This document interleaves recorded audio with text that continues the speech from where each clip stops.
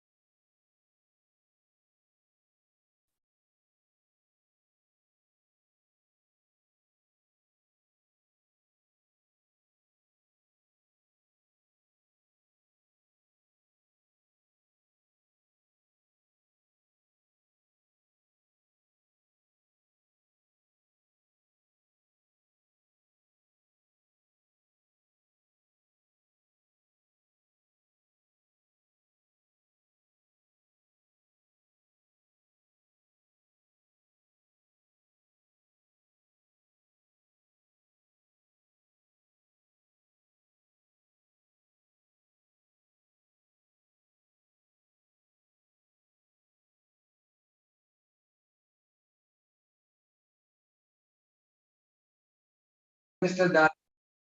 The procedure.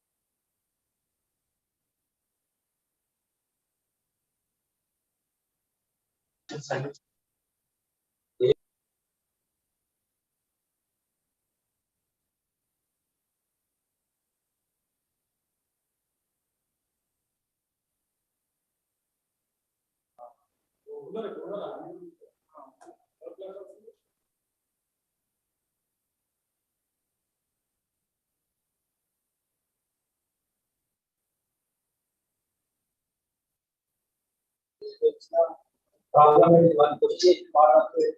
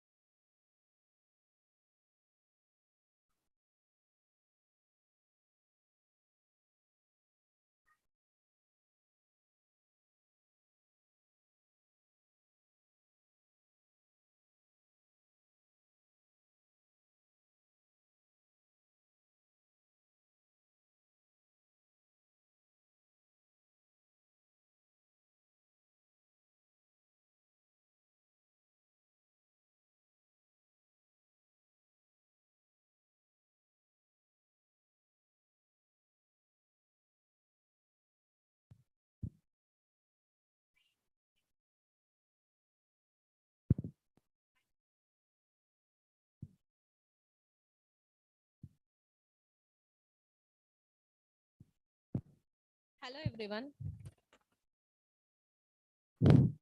Hello everyone. My name is Sai Chitra, studying in Vijaya Degree College with the group EPP in Bachelor of Arts.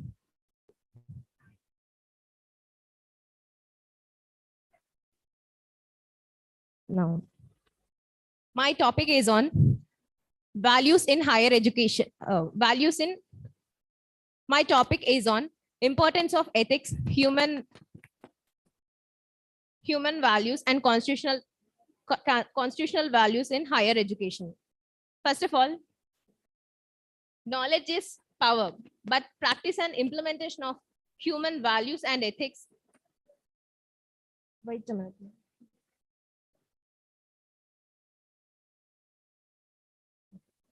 Okay, sorry. First of all, what is knowledge? Knowledge is power, but practice and implementation of these human values in ethics demands action orientation supported with proactive culture in institutions. Let me take an example.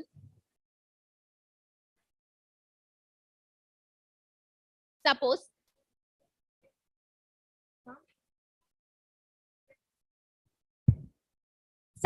there's a meeting takes place in place A. Many bureaucrats and civil servants were in order to attend that meeting. Many were invited from different parts of the country to attend that meeting. All the civil servants have been given good facility nearby the place where meeting takes place. And rupees 2,000 has been given by the government is a part of reimbursement to them as part of charge for transportation.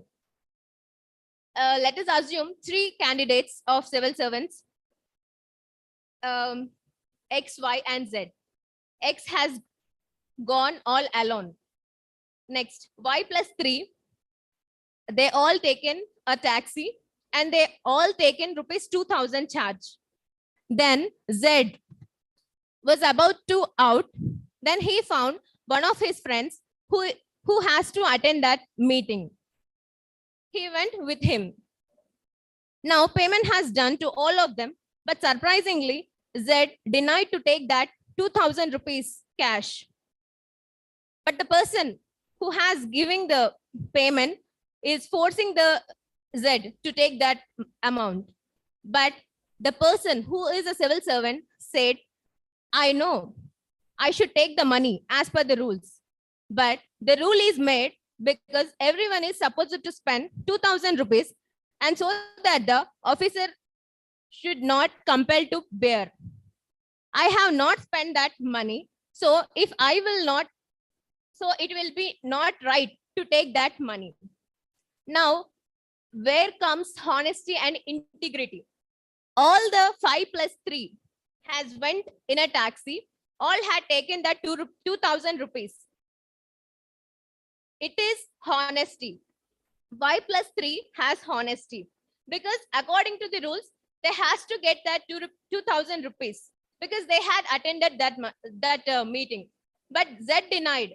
What he has, Z has honesty with the higher attitude.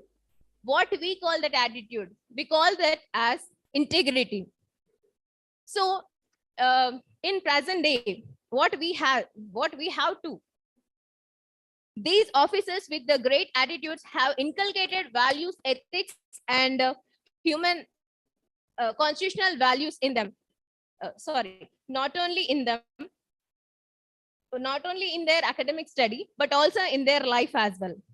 And thank you.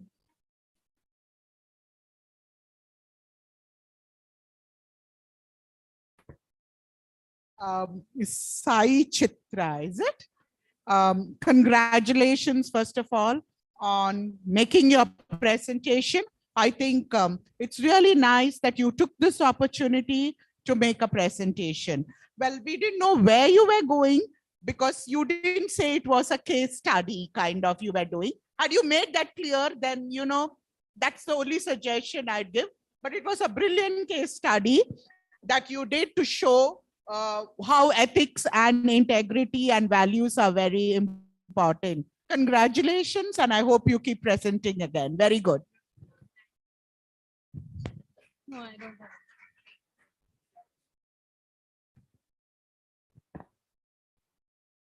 Okay, thank you, Sai Chitra. Now, Nayan from BA first year. Nayan, please come. In BGR Government Degree College, we are encouraging students to write the abstracts, and since 2 years we have been doing this, ma'am. So just now they are in the preparatory mode.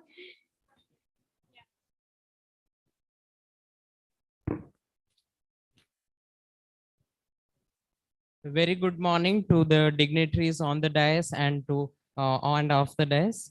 I am Nayan, a BA first year student from BGR Government Degree College. My topic is on promotion of Indian languages, arts and culture. India is a treasure trove of culture which developed over millions of years and has manifested in the form of art, literature, customs, traditions, languages, heritage sites, and many more. People from all over the world enjoy and benefit from this cultural wealth in the form of visiting India for tourism, experiencing Indian hospitality, practicing yoga, meditation, participating in Indian festivals, and watching Indian films, among others. The promotion of Indian art and culture is of great significance for the country as well as for an individual. The cultural awareness is considered to be important to develop in children in order to give them a sense of identity, belongingness, and appreciation of other cultures and identities. Children can build a positive cultural identity and self-esteem through the development of knowledge of their own cultural history, arts, languages, and traditions. Arts play a very crucial role for promoting culture. They are well known to improve mental and innovative capacities in people and enhance individual satisfaction. Hence, Indian arts of all kinds need to be offered to students at all levels of education. This is my suggestion. Language is inseparably connected to art and culture. Languages influence the way people of a particular culture speak with others. The tone or the perception of language, the tone or perception of experience and familiarity present in conversations among the speakers of a common language are a reflection and record of culture. Culture is thus engaged in our languages. But it is very unfortunate to see that some Indian languages have been losing their attention and care. Our country has lost more than 220 languages in the last 5 decades alone. 197 Indian languages have been declared as endangered by the UNESCO. Moreover, even some of the official languages in the 8th schedule of the Constitution of India have been facing some serious difficulties. So, teaching and learning of Indian languages need to be incorporated at every level of education. For languages to remain relevant, we need to have a steady stream of high quality learning and print materials in these languages, including textbooks, workbooks, poems, novels, magazines, and others. Languages should also have constant official updates to their vocabularies and dictionaries. The promotion of Indian languages, arts, and culture is possible only if they are regularly used for teaching and learning. Incentives like awards for outstanding poetry and prose in Indian languages should be established. Proficiency in Indian languages will be included as a part of qualification parameters for job opportunities.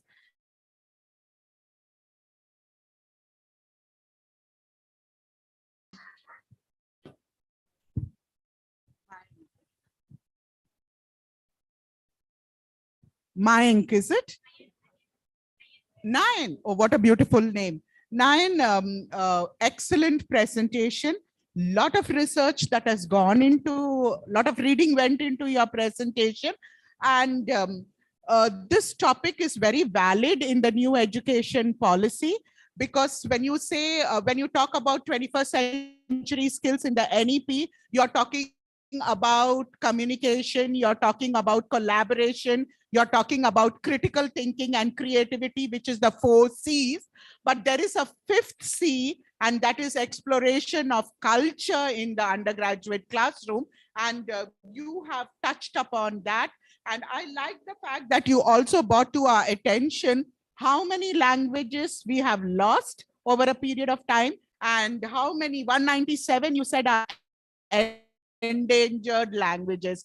We have a rich heritage culture that I think it is our responsibility to safeguard and protect. So excellent presentation. I like the amount of research that went into your presentation and the very cool and calm way in which you presented. You are in the first year. Continue to do more presentation and you'll go a long way. Thank you. Nine, congratulations. I'm really happy to hear this from you. It's very important, you know, the cognitive ability will go with the language. So any local language will improve the cognitive skills of any student. So you have touched upon that point, and you have taken, connected this to NEP very well. Thank you and all the best.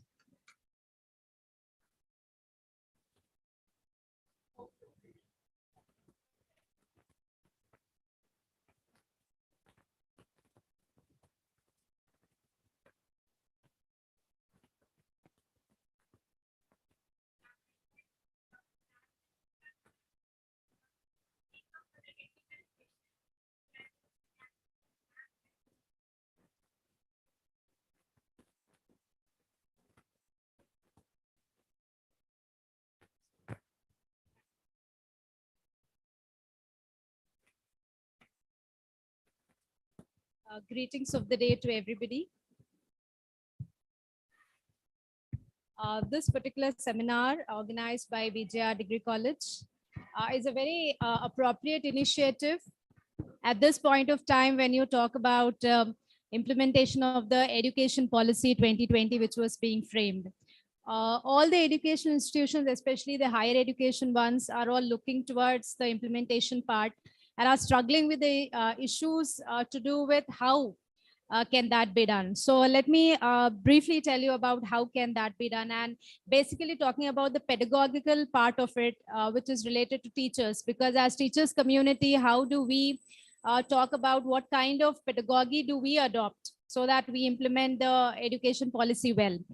Now, this national education policy is circled around, a holistic development of students. So we talk about not only enriching them with the aspects of education, but also making them live a fruitful life, a holistic life, which is developing them across boundaries, which is developing them across cultures, having to give them knowledge of a lot of arenas which are in and around, integrated basically. So holistic, integrated, and making it enjoyable, so that students don't get bored of reading a textbook or listening to the lectures given by the teachers, but make it more enjoyable as such. These basically would be the 5 pillars of learning, where we talk about how the education should be holistic, integrated, inclusive, enjoyable, and engaging for the students.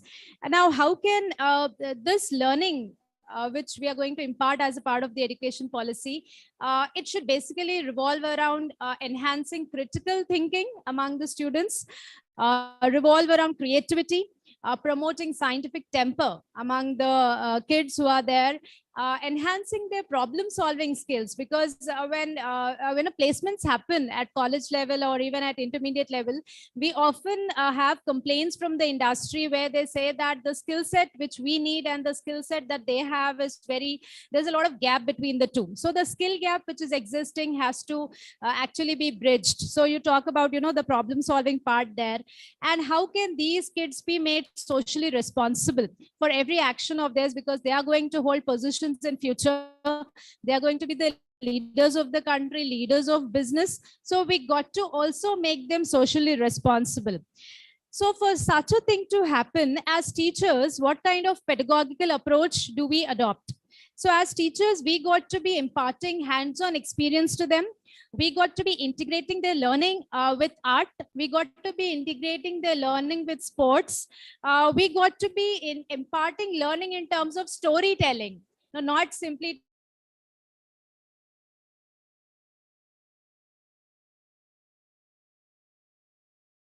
game and then impart the knowledge to them. So story-based learning or game-based learning is what is going to happen, because that will have learning outcome in terms of competency and also in terms of skill enhancement. No, we all have gone through the phase of COVID, and this has given immense opportunity. Technology. So we have and this technology which is there be to the students, where they experience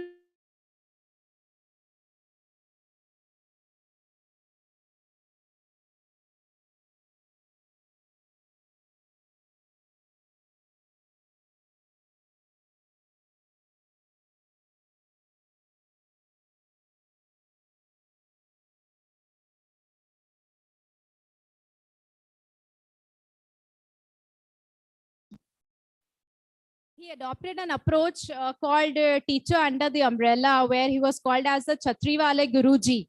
So what he did was basically a community involvement and ICT enabled classroom, where he created an e-rickshaw. And in that rickshaw, he would go across in the village and he would play academic songs and academic poems, so that these kids who are at home because of COVID, they are also learning by listening to all these things. So that was one of the very nice initiatives that this particular person had done. So because children get bored of all these things, and in NEP you see, there are foundational levels, there are middle level, and there is a multi-stage level. So we got to concentrate on learning of the students at all these 3 levels. I hope that this kind of seminars will give an opportunity not only to students, learners, but also to teachers, so that we also learn how to teach. Thank you for giving me this opportunity. Thank you very much, ma'am. As you said, yes, it's a time to revisit our pedagogies in the higher education according to the 21st century skills. I think, thank you very much. Now I request all our guests on the dais and Vice Principal ma'am to felicitate Dr. Nazia ma'am, as she has to leave and address another session, it seems. So if you permit, we will, yeah. Thank you. Geeta Sri, madam.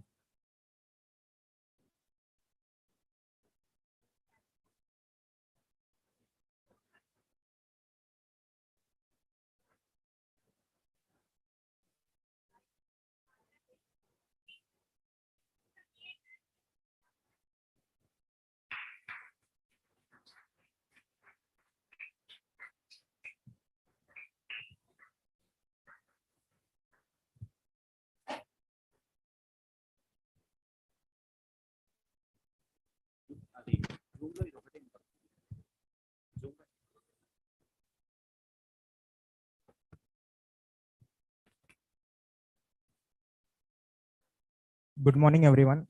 Myself Vishnu. I am from BA final year. So, so today my topic is promotion of Indian languages and arts and culture. So, as my brother Nayan has said about it, so now I'll tell what are the challenges faced by native languages or Indian languages nowadays.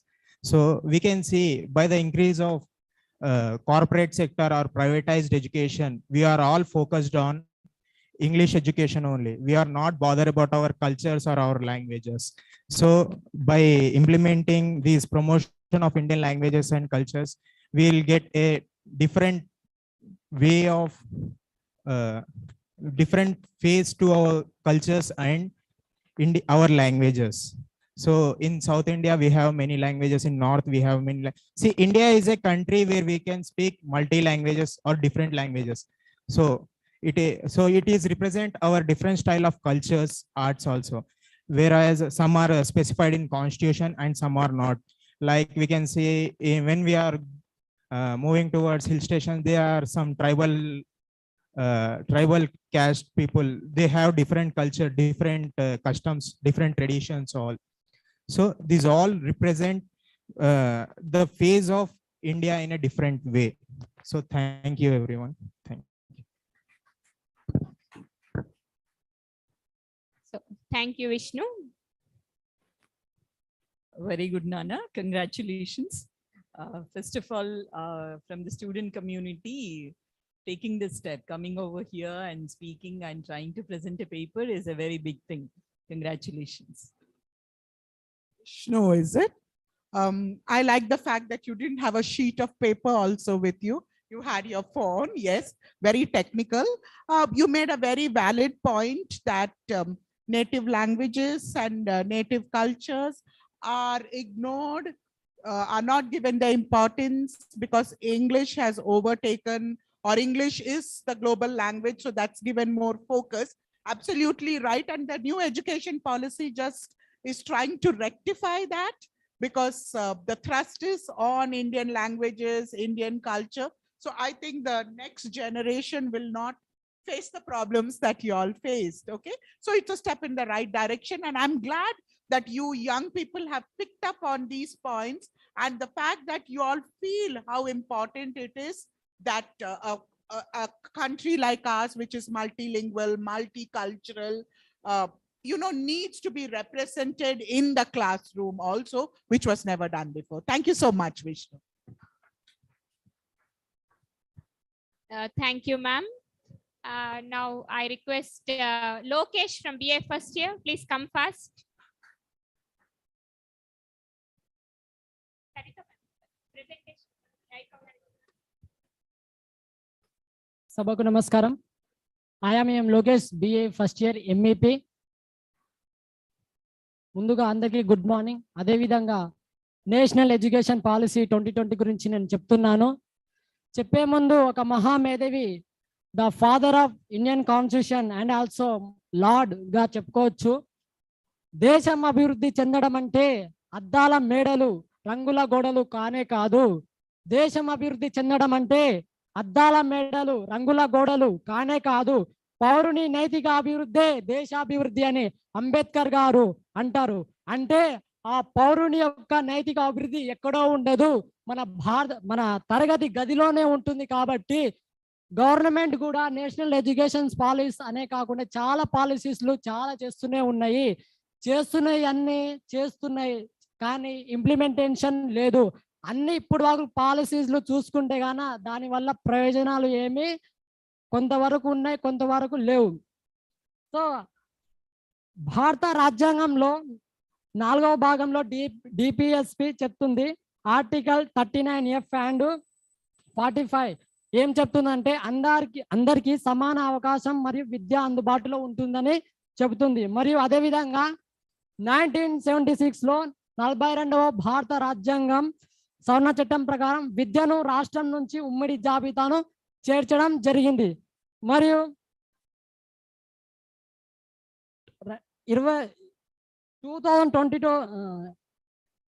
86 amendment act ద్వారా 21 article ప్రకారం విద్యను అమలు చేయడం హక్కుగా పేర్కొనడం జరిగింది. అదేవిధంగా విద్యా హక్కు చట్టం 2009లో 6 నుండి 14 సంవత్సరాల లోపు ఉన్న ప్రతి ఒక్కరు పిల్లలందరూ ప్రాథమిక విద్యను అభ్యసించాలి అని పేర్కొనడం జరిగింది. మరి నేషనల్ ఎడ్యుకేషన్ పాలసీ 1968లో ఒకటి వచ్చింది, 1986లో ఒకటి వచ్చింది, మరి ఇప్పుడు 2020లో వచ్చింది. దీని మెయిన్ థీమ్ ఏమిటంటే access, equality, accountability and quality. మరి దీని లక్షణాలు ఎలా ఉన్నాయంటే పాఠశాల, school level and higher level, పాఠశాల స్థాయిలో మౌలిక వసతులు కలిగించాలి మరియు డ్రాప్ అవుట్లను తగ్గించాలి. డ్రాప్ అవుట్స్ చాలా జరుగుతున్నాయి. మెయిన్ గా చూసుకుంటే కనుక షెడ్యూల్ ట్రైబ్స్ కానీ, షెడ్యూల్ క్యాస్ట్ కానీ, వీటిలో ముఖ్యంగా బాలికలు STలో చూసుకుంటే చాలా మంది 10వ తరగతి చదువుతున్నారు, తర్వాత డ్రాప్ అవుట్ అవుతున్నారు. చదివిని ఇంకా బాల్య వివాహాలు ఇలాంటివి ఎక్కువగా జరుగుతున్నాయి. అదేవిధంగా సామాజిక సంఘాలు, కార్యకర్తల ద్వారా హెల్ప్స్ తీసుకోవాలి. మన గ్రామ పంచాయతీ అక్కడ ఉంటాయి గ్రామ సంఘాలు, నేతలు, వాళ్ళ వల్ల మన స్కూల్స్లో కానీ కాలేజెస్లో కానీ అభివృద్ధి చేసుకోవాలి. మరియు పాఠశాలలో పాఠ్యాంశాలు కానీ, బోధన విధానంలో కానీ సంస్కారాలు చేయాలి. ఎందుకంటే ఇప్పుడు 1వ తరగతి పిల్ల కానీ 5వ తరగతి నాలెడ్జ్ ఉండడం అనేది మనం బుక్స్ లో చూస్తున్నాం. అదేవిధంగా బుక్ యొక్క క్వాంటిటీ తగ్గించాలి, క్వాలిటీని పెంచాలి. అది మెయిన్ థీమ్ గా మారాలి. మరియు అవసరమైన పాఠ్యాంశాల పుస్తకాల్లో ఉంచడం జరిగితే మంచిది, విద్యార్థులు చాలా బాగా నేర్చుకుంటారు.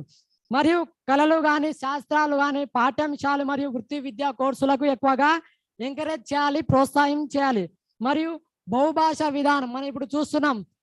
10th క్లాస్ వరకు మల్టీ లాంగ్వేజ్ బహుభాష విధానంలో మనం తెలుగు, హిందీ, తర్వాత మనం డిగ్రీ లెవెల్లో చదువుకుంటే గాన మనము ఫ్రెంచ్ నేర్చుకోవచ్చు, ఇంకా హిందీ కానీ, ఇలా అనేక మల్టిపుల్ లాంగ్వేజ్ నేర్చుకోవచ్చు. మరియు మనం ఇవన్నీ చేస్తున్నాం కదా, ఇవన్నీ ఎవరి చేతిలో లేదు. ఎవరి చేతిలో ఉందంటే మనకు చదువు చెప్పి భారతదేశంలో అత్యున్నత స్థాయికి చేర్చే కేవలం గురువు గారికే ఉంది. ఇక్కడ ఏంటంటే మా కాలేజీలో మెయిన్ గా 9 o'clock కాలేజ్ స్టార్ట్ అవుతుంది. ఎవరు వచ్చినా రాకున్నా పిల్లలు మాత్రం ఆ సార్ వాళ్ళ క్లాస్కి వచ్చి వింటారు. ఒక సారు మాత్రం ప్రతి క్లాస్ కి పిల్లలు రాకున్నా లేకున్నా ఫస్ట్ ఫ్లోర్ నుంచి లాస్ట్ ఫ్లోర్ వరకు ప్రతి క్లాసు తిరుగుకుంటూ పిల్లలు వచ్చారా, నేను క్లాసులు చెప్దామా అనే సంకల్పంతో మా సార్ వాళ్ళు కూడా చెప్తున్నారు. మరి ఇక్కడ మా కాలేజీలో మేడం నాట్ ఓన్లీ ఇప్పుడు BA అంటేనే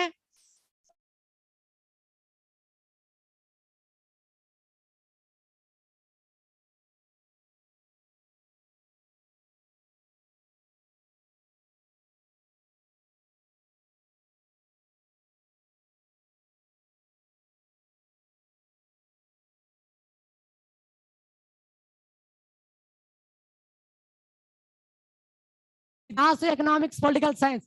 మరి ఇప్పుడు నాకు నేషనల్ ఎడ్యుకేషన్ పాలసీ అనేది ఒక గాడ్ లాగా నా ముందు వచ్చి నిలబడింది. ఆ కోర్సు ద్వారా నేను ఇప్పుడు maths, economics, political science UPSC prepare అవ్వడం జరిగింది. మా సార్ వాళ్ళు కూడా మేడం ఇప్పటి నుంచే మా పిల్లలు యూపీఎస్సీ ప్రిపేర్ అవుతున్నారని మా కాలేజ్లో సార్ వాళ్ళు కూడా యూపీఎస్సీ గ్రూప్ స్పెషల్ గా క్రియేట్ చేసి పిల్లలకు చాలా ప్రోత్సహిస్తున్నారు మేడం. ఇక్కడ చెప్పే లెక్చరర్స్ కూడా ఎకనామిక్స్ కానీ, పబ్లిక్ అడ్మినిస్ట్రేషన్ కానీ, పాలిటీ కానీ, జాగ్రఫీ కానీ ఈ విధంగా, అదే విధంగా మ్యాథమెటిక్స్ ఆప్షనల్ గా తీసుకున్న పిల్లలకు కూడా మ్యాథ్స్ చాలా ఎక్సలెంట్ గా చెప్తున్నారు, చాలా వెల్ గా చెప్తున్నారు మేడం. మాకు కూడా చాలా ఎంకరేజ్ చేస్తున్నారు. Thank you so much sir. Thank you. మన గురించి మనం చెప్పుకోకూడదు బయట వాళ్ళ ముందు. Okay, good. It's okay, good Lokesh.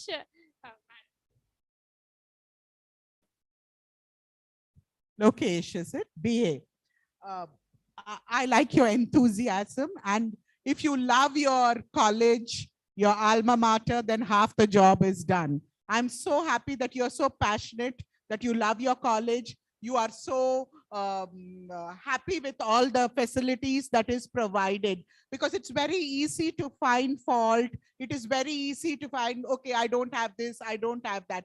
But with whatever you have and whatever your teachers are doing for you, the fact that you all are happy with that, you know, it is a great source of encouragement for us.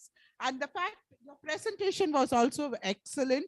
I think you have really done a detailed study of all the policies that the government has done for education over a period of time. And I like the fact that you pointed out about the dropouts in the socioeconomic strata, child marriages. These are all what you call problems that we face as a nation, and we need to find long-term solutions for it. What I liked, what you said during your presentation was, there are a lot of policies, but they don't get implemented.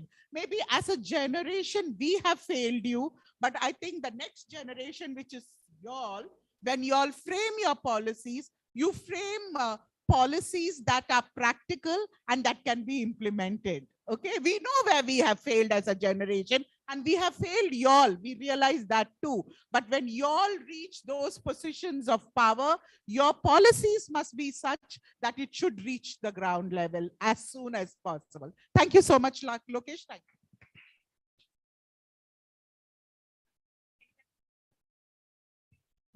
Shankar. College మంచి అవకాశం కల్పించింది. చాలా చక్కగా మాట్లాడావు. High ambition తోటి civil servant అని చెప్పావు. నిజంగా మల్లికా మేడం కొన ఊపిరిలో సివిల్ సర్వెంట్ని వదులుకుంది. నీకు మంచి అవకాశం మేడం కల్పిస్తారు. టచ్లో ఉండు.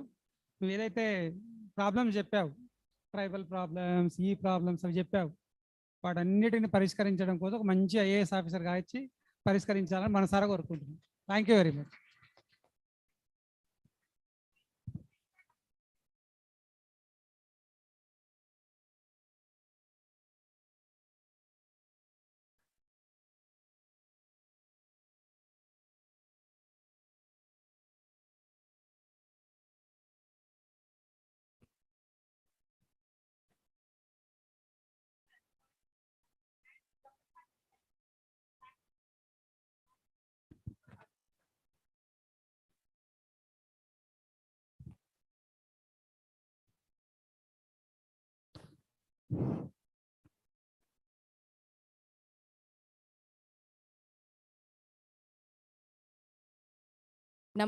Namasabhaye. Good morning to all the dignitaries on the dais, respected Anita Madam and Malika Madam and others, all my colleagues. Myself, Dr.D. Padmaja, Department of Sanskrit, Government Degree College, Begumpet. My topic is significance of life skills in higher education, NEP 2020. Higher education has its unique role in Indian education system. Higher education is to serve as a hub for developing ideas and innovations to the societal needs. Higher education system has also critical contribution to sustainable livelihoods and economic development of India. NEP 2020 is enforcing a huge change in teaching learning process in higher education. Teaching learning process should be changed according to the multiple intelligences to cater diverse students. Conventional teacher-centric methods like lecture methods and others are replaced by student-centered methods like flipped classrooms, group discussions, seminars, assignments, field visits, etc. NEP has stressed to implement blended learning 60% offline and 40% online in higher education. NEP is also aiming to encourage students to acquire good life skills in interest of their holistic development. Students failing to face difficult situations due to lack of certain life skills. Life skills like time management, stress management, handling of stress, oratory skills, and communication skills are highly useful for the student community to overcome critical situations like facing interviews, public speaking, working in pressure situations, etc. According to some scholars, emotional quotient is more important than intelligence quotient for successful life. Hence, life skills are to be incorporated in teaching learning to deal effectively with demands and challenges of life. This paper aims to discuss how life skills play a vital role in higher education system and in students' holistic development. According to Bloom's taxonomy, learning is described in 3 domains: cognitive, affective, and psychomotor. Cognitive domain deals with the intellectual side of learning, that means knowledge about concerned subjects. Affective domain deals with feelings, emotions, and attitude of the individual. Psychomotor domain explains the application of knowledge. This is where students fail to implement their knowledge. What they have learned in classroom or by any mode of learning, they cannot apply the knowledge into real life situations. To overcome these situations, students need to improve their life skills by which they will become better individuals and also active and productive members in their communities. Communication skills.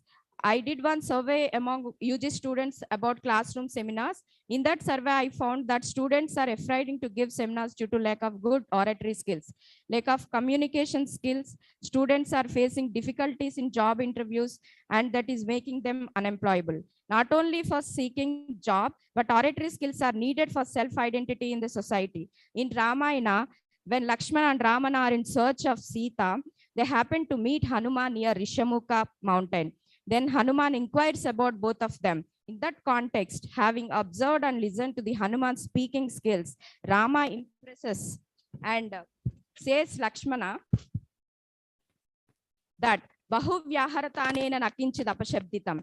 Though Hanuman spoke so much, he never uttered a single useless word, and there were no grammatical mistakes also. His speech is so clear and straight to the point. Students need to improve their speaking skills in order to get attention of people and to get good respect in the society. In Sanskrit, there is a saying that Vastrena Vapusha Vacha Vidyaya Vinayena Cha Vakarah Panchabhir Yukto Naro Bhavati Pujitaha. A person who has following qualities will be respected in the society: good dress sense, good physique, good communication skills, knowledge, and discipline and obedience. And decision making. Decision making is also one of the most important life skills. A right decision taken at right time changes entire scenario. But everybody is to be ready to enable themselves to adopt new techniques to deal with the situations. Students will not be ready to take guidance from the teachers or any elderly people. So first we have to make the students to change their mindsets and attitude to make themselves enable to adopt skills and techniques to lead the better life. One of the greatest message of great techniques, Bhagavad Gita, is about decision making. Krishna enables Arjuna to take better decision when he was in dilemma, whether to fight with his own relatives and gurus. The power of decision making was taught by Krishna to Arjuna. Krishna tries to teach Duryodhana also, but he is not ready to change his behavior. And he says, Janami dharmam nachame pravrittihi, Janamya dharmam nachame nivrittihi. I know what is good and what is wrong. I can't follow the path of righteousness. I can't resist myself of doing ill things. It's my personality. I cannot change it. Duryodhana was not ready to take the message from Krishna, whereas Arjuna made himself ready to take the message from the Krishna and got inspired him and took the decision. And lastly, Amantram Aksharam Nasti, Nasti Moolam Anaushadam, Ayogyah Purusho Nasti, Yojakastatra Dullabham. There is not a single letter which cannot be a mantra. There is no root or leaf which is not a medicine. Finally, no useless person is there in the world, but rare is the person who knows how to apply the true potential. We all are worthy. Only the coordinator is needed to make everything appropriate and fruitful. Thus, we teachers should play a crucial role to mold the students to become better individuals by incorporating best knowledge and also skills that are required for their holistic development. Thank you, one and all. I thank Malika madam for giving me this golden opportunity. I thank Anita madam also. Thank you so much, madam. Thank you, ma'am. It's not me, it's the BJR Government Degree College that has given you opportunity. Thank you. As you said, Amantram Aksharam Nasti, Nasti Mula Manaushadam. Yes, we are trying to inculcate in the students that everybody has some potential. Thank you, ma'am. Congratulations, Padmaja ma'am. You have picked up a very important point and the importance of language and how we can derive soft skills with by using language. You know, language is filled up with all the human emotions and human flaws too. And these are the two things where we need to concentrate. Soft skills that we are calling it today, and it was there earlier. We language teachers used to play that role, and now it has taken out of it, and now NEP, thanks to NEP, that it has filled in that gap. Congratulations. Very nice presentation, Dr. Padmaja. And like Praveena madam said, very important topic, the significance of life skills in the undergraduate classrooms. And like you said, it used to be the domain of English teachers, and language teachers, but thankfully NEP sees how it must be transacted in all the classrooms, whether at whatever level, UG or PG. So we share responsibility now with everybody. And like you rightly said, time management, stress management, all those are life skills that we need to teach our students to deal with the kind of problems that they'll face in the real world. An excellent presentation. Thank you. Thank you very much, madam.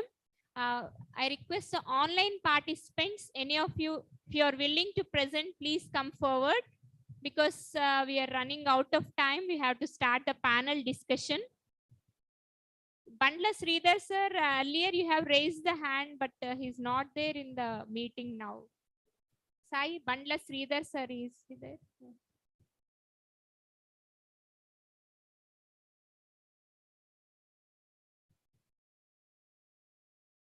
I think Jayada ma'am, yesterday she has presented. Sojanya ma'am, yesterday they have presented. Welcome, Bangla Bharati ma'am. Welcome to your college, ma'am.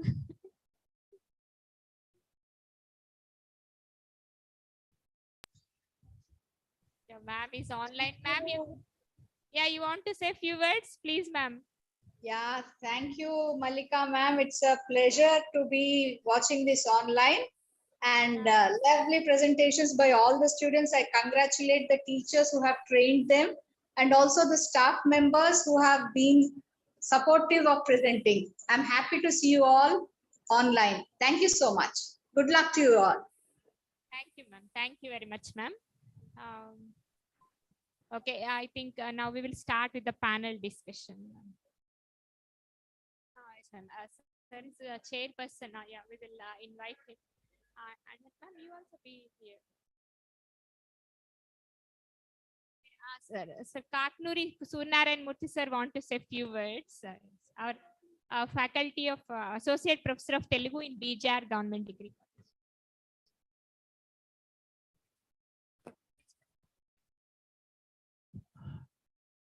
Thank you very much, madam. I'm here to say thanks to Praveena madam for gracing the occasion and coming all the way to here on this. I wrote a little bit small abstract in this booklet. It is listed at about serial number 30. Good morning to one and all. Article 8 schedule indicates several languages. Right now we have 22 as Indian languages. According to 1949 records, the second language Telugu stood at third position. Now it has fallen to fourth position as per the 2011 census records. 6.79% now recorded by the government of India who speak Telugu. People are often says that English is more dominating. Even my student Veerish also said the same point. Abraham Madam also noted the same point. But as per the 2011 census, it is 0.02% only. In India right now, out of 29 states, there were 31 languages who speaks more than 1 billion people as their mother languages. Keeping in view of all this, and after recommendations of Indra Kumar Gujral made in 1974, this new education policy 2020 gave a big pathway for Indian languages. Languages are only the tools to know the culture and civilization of any country. Right now, after Hindi, we have a notable position, people who speaks English, later Bengali, Marathi, and now we are telling it as Telugu. Marathi all of a sudden dominating with high people who are speaking Marathi as their mother language now jumped into 6.82%, whereas the Telugu people little bit back by 6.79, just now quoted. Back to point that most of Telugu people have now forgotten to speak little bit Telugu, as well as they already forgotten to write Telugu.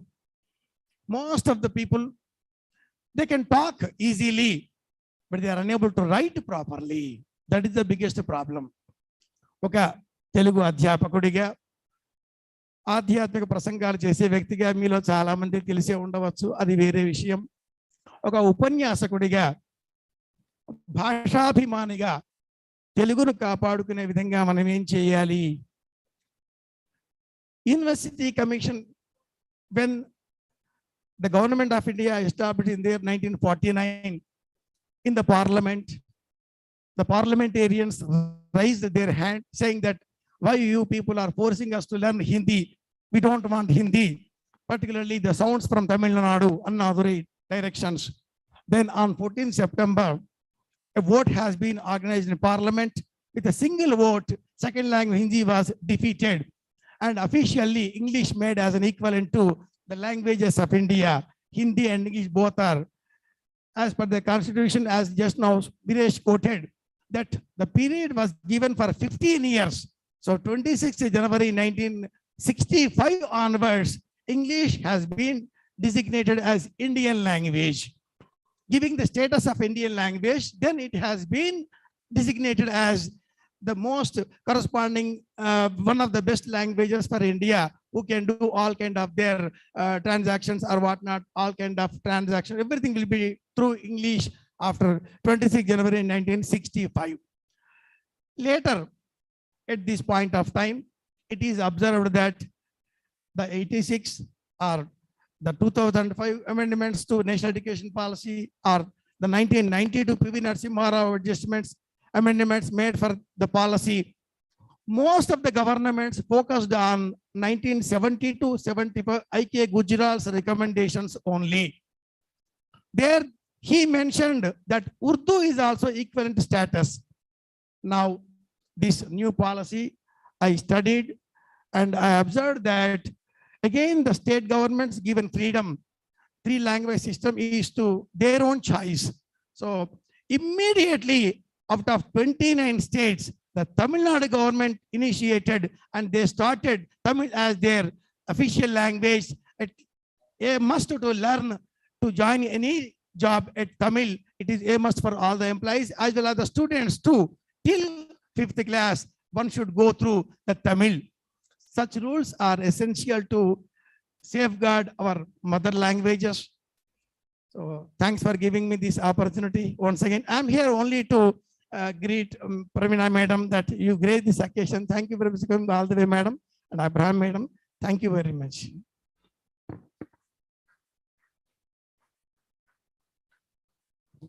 any questions, madam? As usual, I observed that you are putting questions to all.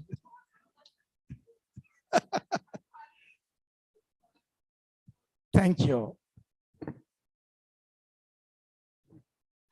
Thank you very much, sir. So the technical session is over now.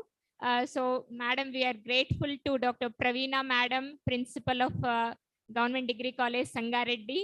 We are also extremely grateful to Dr. Anita Abraham, ma'am. Thank you very much, ma'am, for accepting our invitation and coming and giving good insights. Thank you very much. And I'm also grateful to Dr. Shankar Kumar, sir, from Government City College. Thank you very much, sir. Now we will start off with the panel discussion. I think I request a guest to felicitate Dr. Shankar Kumar, sir. Sir will.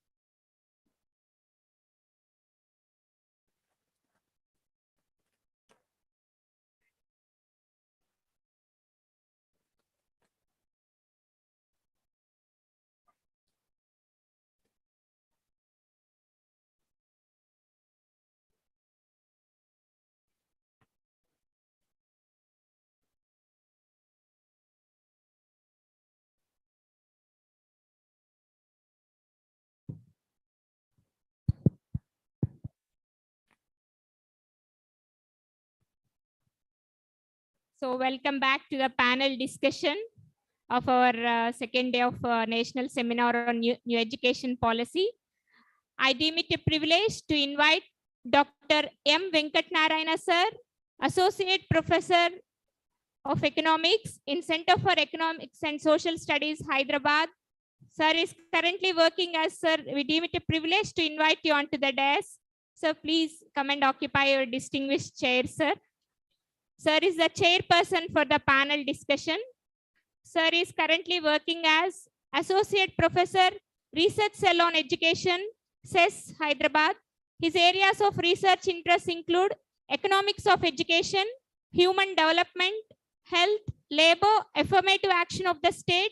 He has worked for different national and international organizations like DFID, that is Department of International Development, World Bank, and Oxford University. He has published his research work in different national and international journals.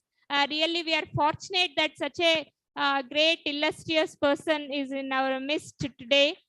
Thank you, sir, for accepting our invitation. And I apologize for the delay because of the technical session. We have so many other presentations. That's why. Thank you, sir.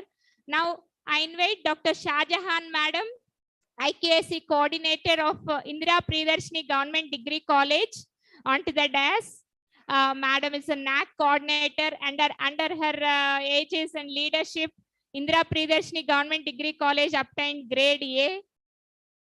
And we all have IKSC coordinators here. Under Anita Abraham, ma'am is a NAC coordinator in Khairatabad, in Government Degree College for Women, Begumpet.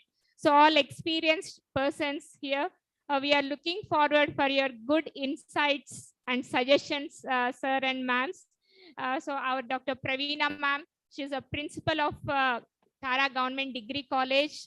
So, ma'am, we are all expecting good suggestions, valuable suggestions to the faculty members as well as to the students, to the offline and online participants from you. So we will start off with the session. I request Dr. M. Venkatnarayana, sir, to take over, as sir is a chairperson of the panel discussion.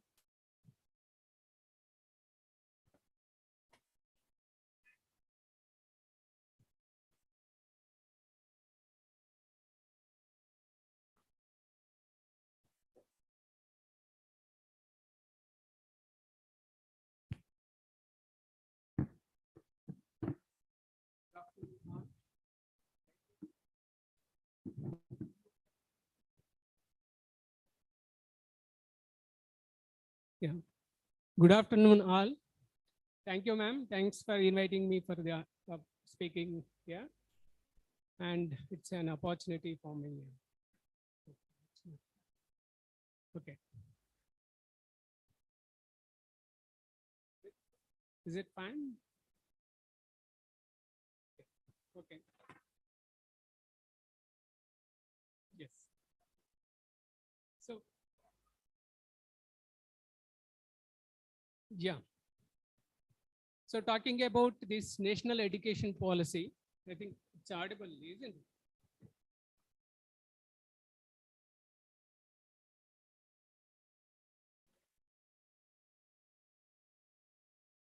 Hello. Yes.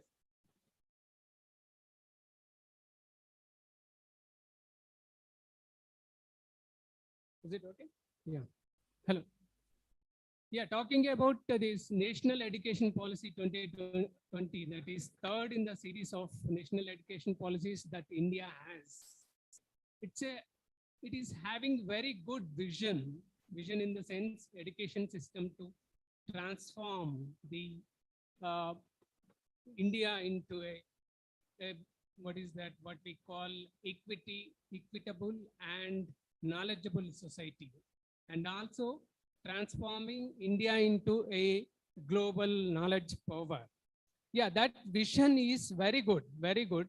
And the problem with the policy is that it has very good vision, but translating that vision and its principles into a program of action and implementable kind of policy. That is some of the problems involved with this national education policy. Okay. And talking about it has, of course, I mean, there are two parts of that policy document we have. One is related to school education and other is to higher education. Okay. School education, of course, I mean, if many of you might have read that policy document, but that policy document is a summary of the actually draft policy, actually that was drafted by the commission chaired by the Kasturi Rangan. Okay.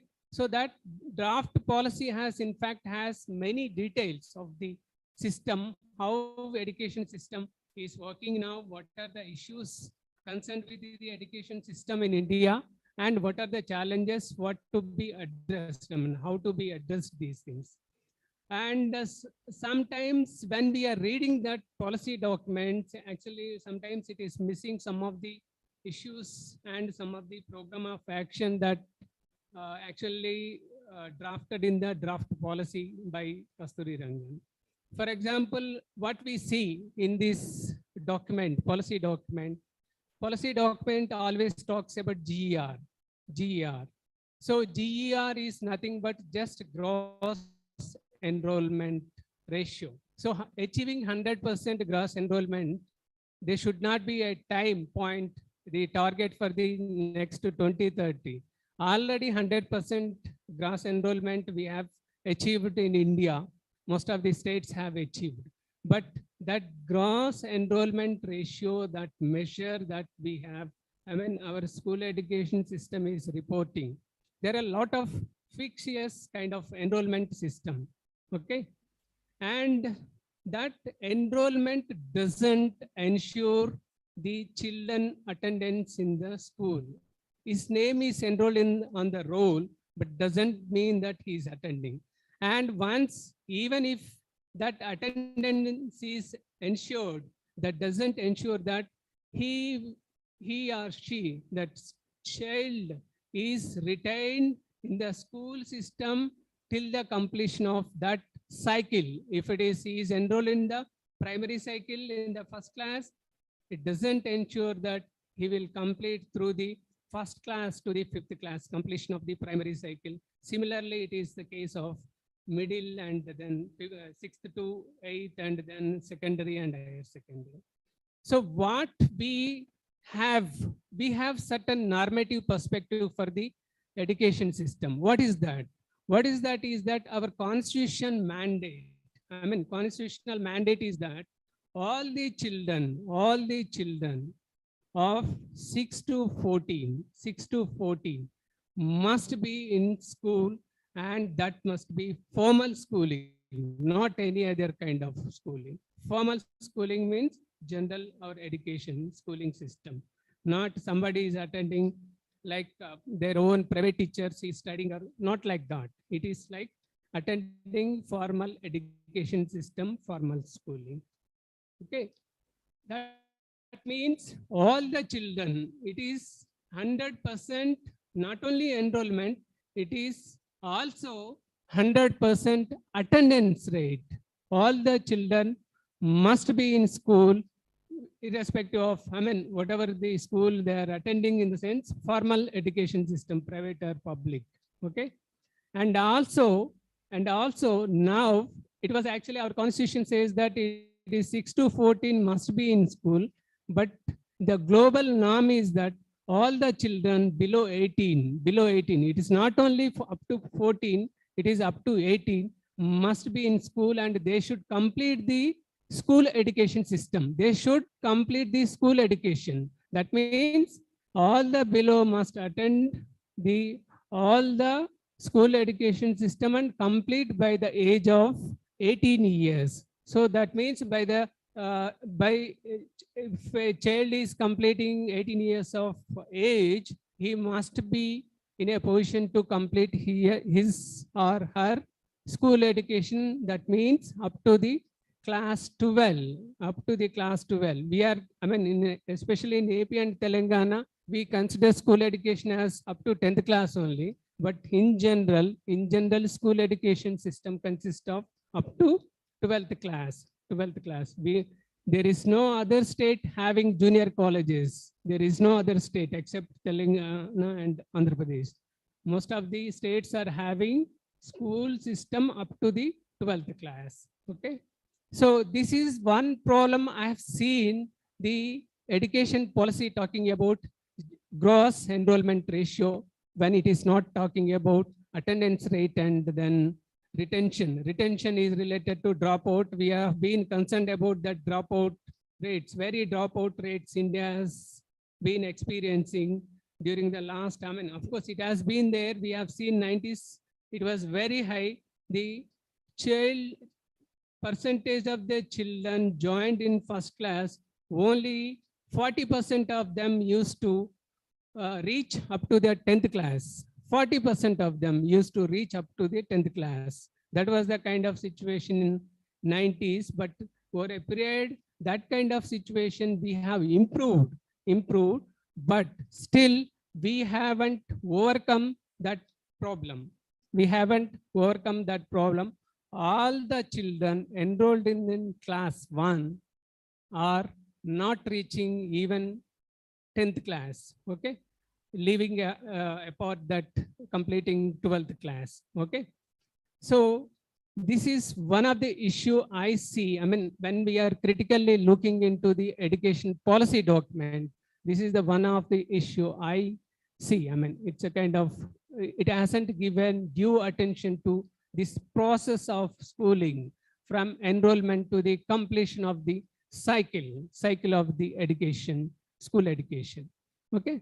But another important thing that actually the education policy that has drawn its attention, actually it is required and it has drawn its attention, is that pre-primary education. Actually it is required because all across the world, so much of literature, research studies and in social sciences as well as in the neuroscience, they are saying that they are finding, they are presenting the actual evidence showing that children who are trained from the age of 3, because from 3 years onwards, that brain development of the human being, so it has large potential to expand and its intelligence powers to expand from the age 3 to 6 years. That has a lot of scope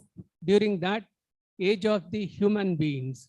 So if a careful curriculum system has been in place to train the children. So the children and the human capital base of the countries will expand like anything. So that is one important evidence-based policy that has been implemented across the nations. And now only, although we have ICDS program since 1970s, but ICDS program was largely used for the distribution of nutritional food. I mean, that not more than that. But in fact, that ICDS program consists of not only distributing the nutritional supplementation, but also it has the pre-primary education content. But that is not yet delivered so far in our ICDS program. Even now, still we can find that Anganwadis are not able to deliver. We have so many Anganwadis all through the country. We have lakhs of Anganwadis. Even in only in Telangana, we have 35,000 Anganwadis. But very few, because all these ICDS centers doesn't have competent teachers to deliver that pre-primary education content. That is done. So we have set up the centers, but we are not able to provide required human resources in those centers. So with this new policy document drawing the policy attention towards this pre-primary education is very appreciable. But translating this policy into operationalization and implementation level, that is a big challenge, because all that the Anganwadi centers all over India we need a competent teachers to deliver that pre-primary content. Okay, so that how states will take, because this implementation is always relied on the state governments. It's not the central government. Central government has, as our constitution gives this, puts this education as a subject of concurrent list. So both the center and state has responsibility, but central role here remains to the policy, largely remains to the policy level, but implementation level is largely relying on the state government's responsibility. So how these state governments take upon this responsibility and deliver that is a real challenge. Okay, so this pre-primary to school education, this is the, having that, the drawing the policy document, drawing the attention of pre-primary education as an important thing for the school education system is really appreciable. But in the school education, the missing of that process is some of the issue I see. If you may also, if you read that, you can find same thing. And second thing, what I found in the policy document is that they are not concerned, they are not emphasizing the formal education system, because the pathways to make a children, learning possibilities of the children, they are putting alternative pathways. Alternative pathways means if he is not only, a child can attend not only the formal schooling, but also any other school system. But that won't be like a diluting the education system. I see it is a dilution of the system, because he can go to any other school saying that I have attended 5 classes and I have completed. We don't know what kind of the quality of education that the alternative education system has provided. And that always that alternative education system may not follow standards, and that may not be under control of the government system, any public authority. So that is the kind of issue involved with the alternative pathways to the learning possibilities of the children, that is there. And then missing the process. So these are the two important issues I have seen with the policy document. And on the language, of course, many of the previous session, the previous session, many of the speakers have talked about the language issue. Definitely a native language is better for learning possibility. But the missing point is that when we are in the same local area, the subject learned is okay. But when we are approaching, I mean, going beyond our area and transacting, there should be a transacting language that we are not able to, our education system, if at all it has to be taught in the local language, and that education system also should equip the children with a transacting language, whether it can be English or it can be Hindi or any other language. But there should be a transacting language. He should be able to communicate with any other person on the subject matter in the world.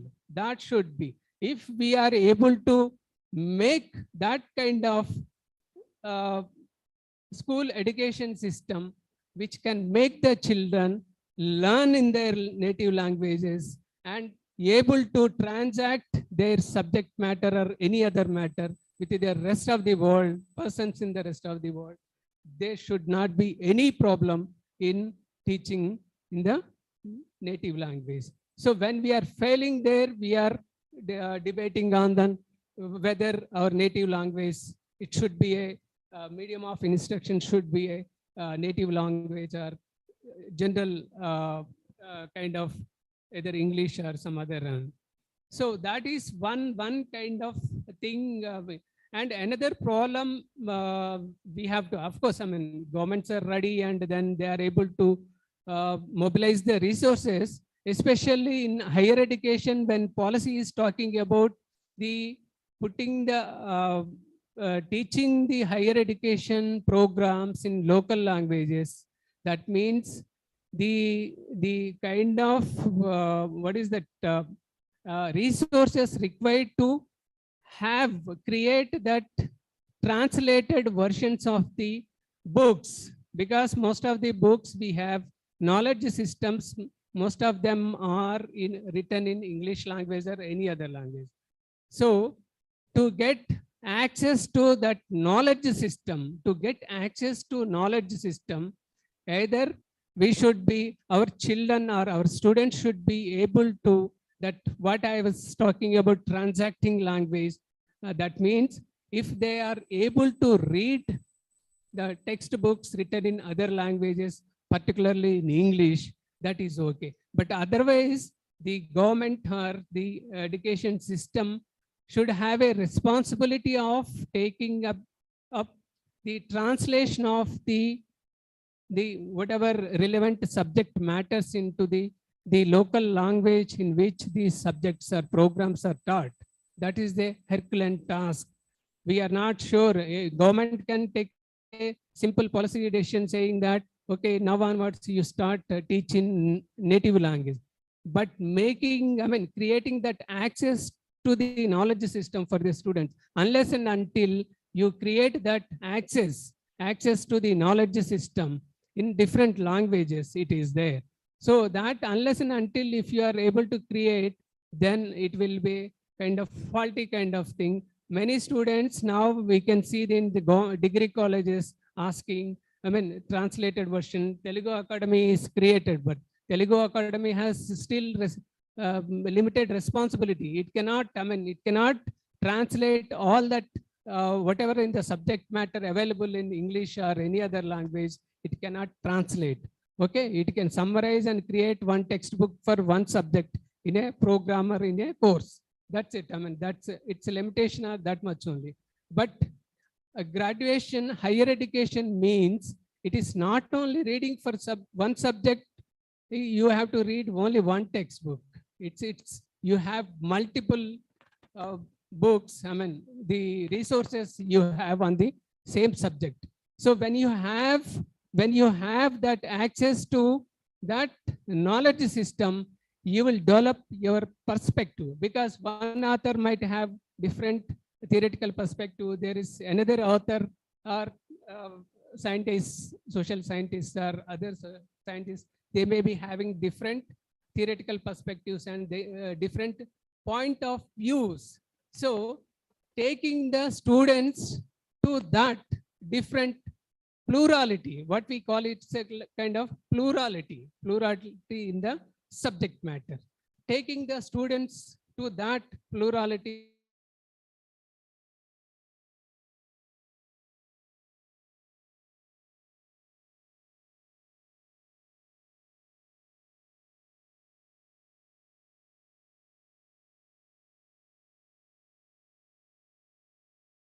there is no, I mean, what I see is that, I mean, we are limiting our students' potential to, we are limiting we ourselves. We are, I mean, we in the sense, whoever in the teaching system or whole education system, policy making body, we are limiting our students' potential to limited to this extent. Otherwise, they would have, students may have larger potential and they can reach at any extent. So that is what is the problem of language, dealing with the language. And yeah, should I stop? I'm taking a lot of time and okay. So another issue, I mean, talk about this issue and then stop it here. There are a lot of things to talk, but I should not take all the time. I mean, okay. Another problem here is that with the new education policy, what I see is that, see, when education we see, given its externalities, what we call in economics, I am from economics discipline, what we see in economics is that externality means the benefit of a particular service or good, it is extendable beyond a person who is actually consuming. So education is such a good, once, even if a particular person consumes the services, but its returns are for the society. Its returns are for society. In terms of in the economic framework, what we see is that an educated person and the pool of educated persons are a human capital base of the economy, because that productivity of labor, it enhances the productivity of labor with the knowledge and skills that all the educated possesses, acquires in the education system and put in application in the job market or industry. So that is what we call a human capital base of the economy. So that human capital base for an economy is an externality product. It's not only for the individuals. By educating an individual himself or herself, that person won't not only benefit, I mean, they themselves, but also it is useful for the economy. That's why, given that externality or what we call a social return, there was one personal return and the private return. What we call is the private return is to the individual person, and the society, whatever benefit it reaches to the society, that is what we call social return. So given its social return, so here a society must take responsibility to have an investment in such kind of providing such services which are useful for the society. So that means education is considered as in the normative perspective, and by going by the economic perspective, education is a public good. What we call it is a public good, and hence it needs public investment. Okay, so taking that as a public good and public investment in India, going by this policy document here, given the constitutional obligation of providing education by the governments, state and central government, and then according to that 42nd amendment as a concurrent list, both state governments and central government. But here lies the problem. Who has to bear that expenditure on education? That expenditure required for the education system to develop. Who has to bear? Whether state governments or central government. That is the issue. The policy document, although it says that education expenditure has to be increased to the extent that it must be equivalent to 6% of GDP. But that 6% of the GDP, who has to bear how much? State government or central government. So far what we did, I mean, we have done some analysis. what we observed is that so far India is spending 4% of the GDP on education, but central government parties only just 1%. State governments are paying 3%. It is a disproportionately very high responsibility on state government in terms of spending. So when we are talking about constitution, by going by the constitutional framework, we are talking about both center and state has the responsibility. When we are talking about resource mobilization for the education system to develop, we are completely, it is largely relying on the state government resources. So that is creating a pressure on the state government resources to allocate and spend that resources for the development of education. So that's why after policy document is released and announced, many state government couldn't come forward. Many state government couldn't come forward, and some of the state governments are very, straight away they are saying we are not going to accept this policy. Particularly, we can see the Tamil Nadu government. Of course, their main idea why they are rejecting is based on the language issue, but the other underlying issue also, many state government are feeling that pressure is that who has to bear that the resource mobilization for the education development. So these are some of the issues which I just put in place here. You can just think of while reading this policy document, and you can also have your own point of view. Thank you so much, and thank you.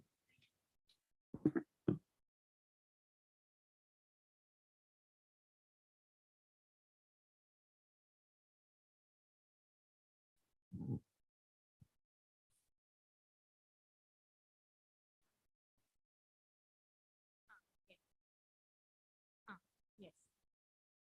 Now I request Dr. Anita Abraham, ma'am. Yes. Thank you, sir. Sir has enlightened us on the plurality issue, transacting language, and the issues involved between center and the states in implementing the policy, and how to enrich the human capital in our country. Thank you, sir.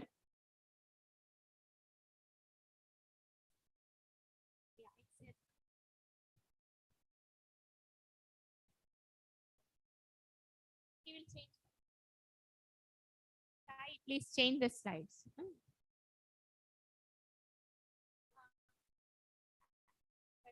It's okay, sir. Or you can turn your chair like, okay. Yeah, yes, yeah, please.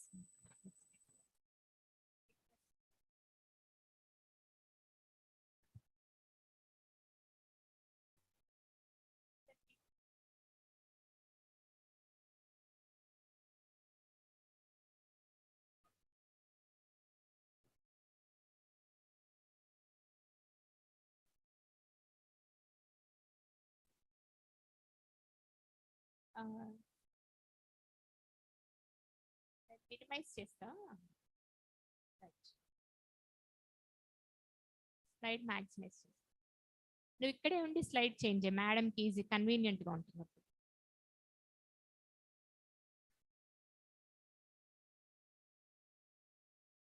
చాలా బాగా చెప్పేస్తారు.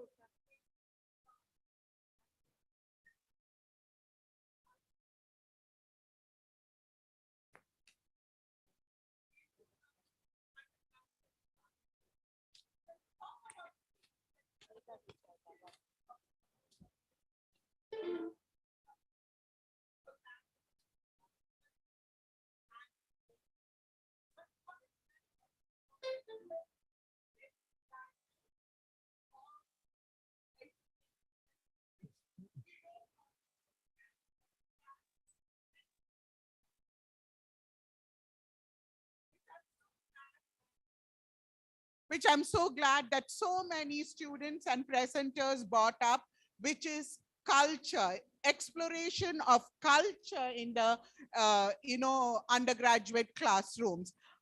In our anxiety to be a secular nation, we have excluded this conversation, the dialogue of the rich cultural heritage that we have in our country. And in the process, we have excluded native languages, native, perspectives. Everything gets sidelined when you don't include culture into the classroom. So with the new education policy, that is something remarkable that has come about. So culture, the awareness of culture is vital in our, yeah, you're going to be changing the slides now? Okay. Is very vital because the 4 C's that we are stressing on, which is communication, collaboration, critical thinking, and creativity, will not happen if there is no cultural awareness in the classroom. So how are we going to do this? First of all, what is culture? It's a term that we keep using, but what does culture mean? I will quote the anthropologist John H. Bodley, who said, culture is what people think, make, and do. And this is a very broad definition. And when you exclude culture from the classroom, you are excluding what? For example, in a country like India, we are excluding everything that we think, make, and do. And we have this 3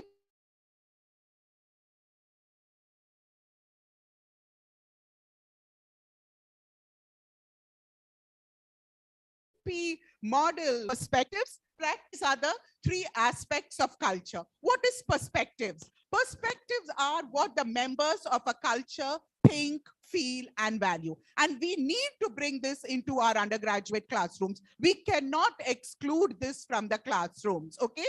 And these are very, very important because everybody brings their cultural perspectives into the classroom. It's an amalgamation of various cultural perspectives in an undergraduate classroom.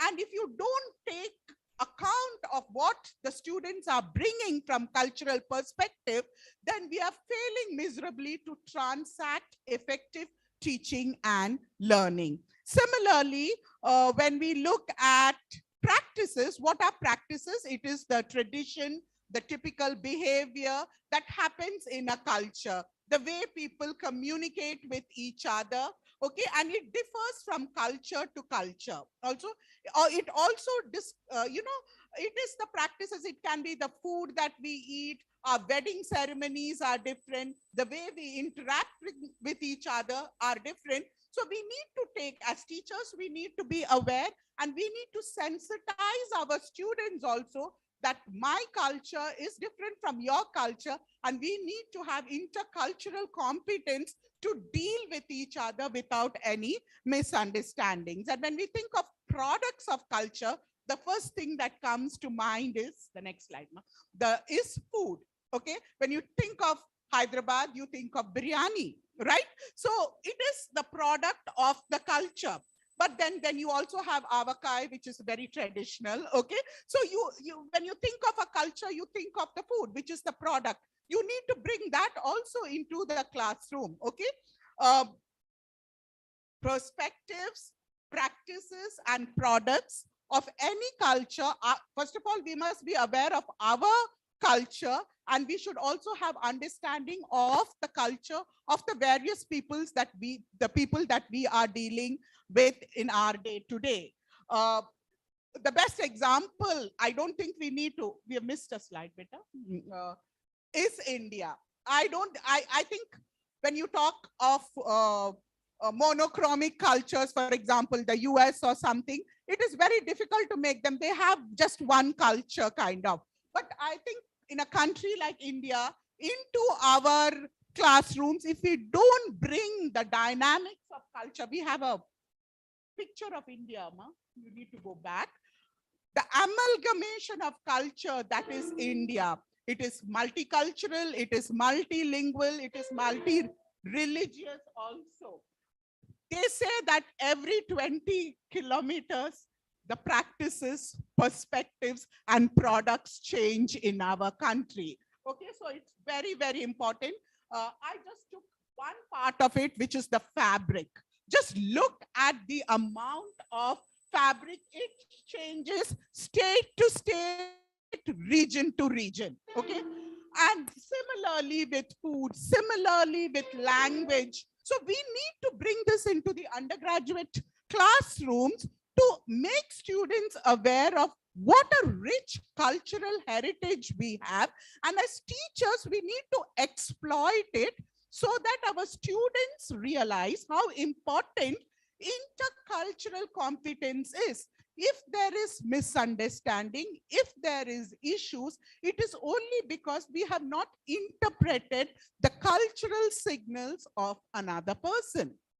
And it happens every day in our day-to-day dealing, it happens, okay? And culture is dynamic and it is not like static. It keeps evolving, and it evolves because it is constantly in touch with other cultures. So what was, for example, I am from Kerala, and what the culture that I grew up in is not the culture that my daughter grew up in. It has evolved because of the kind of, I think everybody says that there is a Malayali everywhere, including the moon. So the kind of cultural interaction that my community has had over the years has changed our culture a lot. And that is seen in every culture. And you see it change from generation to generation. And that's a good thing, because it means we are accepting, modifying our perspectives, our practices and products to integrate with each other. And that's why India is a nation that is a beacon to the world, that people with so many languages, so many religions, so many cultural practices can live together in harmony. And if there are any issues in our country, it is just because of the lack of cultural awareness. If we are sensitive to other people's culture, then this is just not going to happen. The next slide, Ma.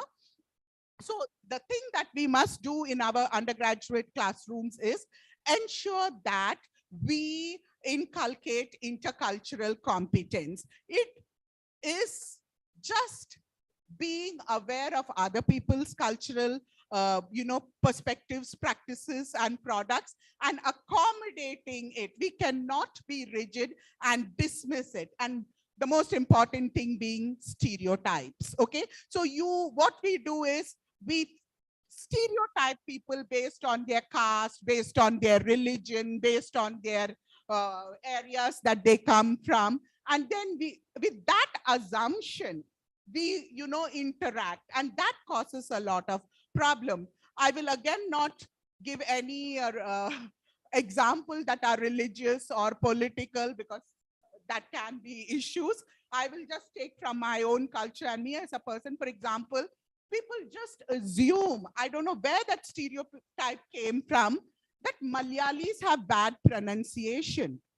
We are a butt of jokes of pronunciation, okay? I've hardly met, people who speak like the way that we are a butt of jokes. First of all, English is not our mother tongue. Okay, so Malayalam is my mother tongue. And if I speak English, which is a foreign language that I have adopted for, like Sir rightly said, transaction for as a link language. And if my mother tongue happens to influence my speaking a foreign language, you should not judge me for that. I was not born to British parents or American parents. I did not grow up in England or Britain or America to speak the way they do. So it's a stereotype. You assume that Malayalis will speak with an accent. I have hardly come across Malayalis who speak with an accent. And I'll just ask you, do you see a Malayali accent in my speaking of English? No, you don't. Because these are all misconceptions, mis-stereotypes that cause misunderstanding among people, because you don't understand my culture. And that is why you think that all Malayalis speak with an accent. I don't make that judgment about Telugu people. Okay, but I may make a judgment on something else. It's a different, on another stereotype that you all eat spicy food. That's an assumption that I will make on a stereotype that you people like spicy food. Yes, but not all Telugu people like spicy food. So stereotypes, in the undergraduate classrooms, we must ensure that these stereotypes are broken so that there is no misunderstanding. Cultural acceptance is very, very important. We'll move on with yeah, this is what I just wanted to say. You think the tiger is a very dangerous animal. That's a stereotype, but then it depends on who is dealing with the tiger. Okay. Anyway, for cultural experiences, intercultural experiences to be effective, to be productive, which is very important in our undergraduate classrooms across the country, critical thinking is very, very important. If you think critically, only then can you come out of this assumptions, presumptions that we have made about people, groups of people, people from different states, people from different caste, creed, color, or politics, whatever be the, what you call group that you identify that particular people with. So what is intercultural competence and how do we go on developing it? For that, first of all, you need to recognize yourself as a cultural being. We need to know what we are, what our culture is, and then also know the culture. Make the effort of understanding the culture of the different people that we interact with. And it's an ongoing process. It never ends. And we need to constantly modify it also based on our experiences. There's this other concept of microculture.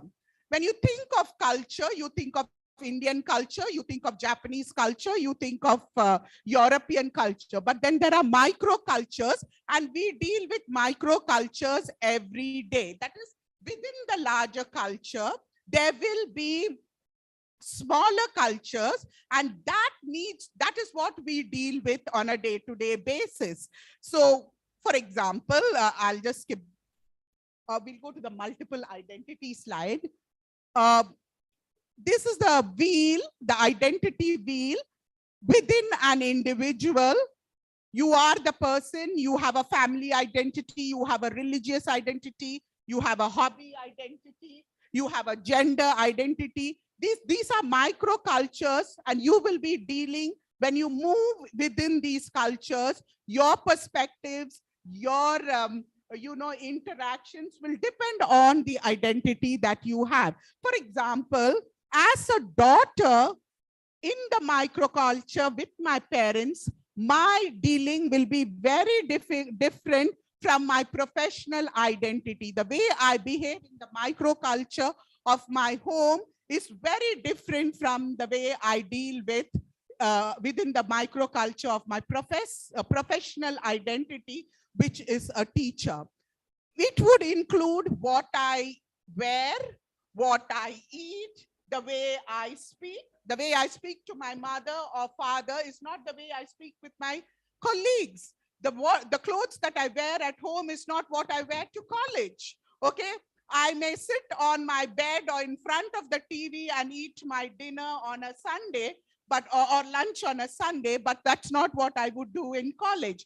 Do you see how you adjust yourself to the microcultures that we travel in? So not only is cultural awareness important, the microcultures that we deal on a day-to-day basis is also very important. How you move through the cultures.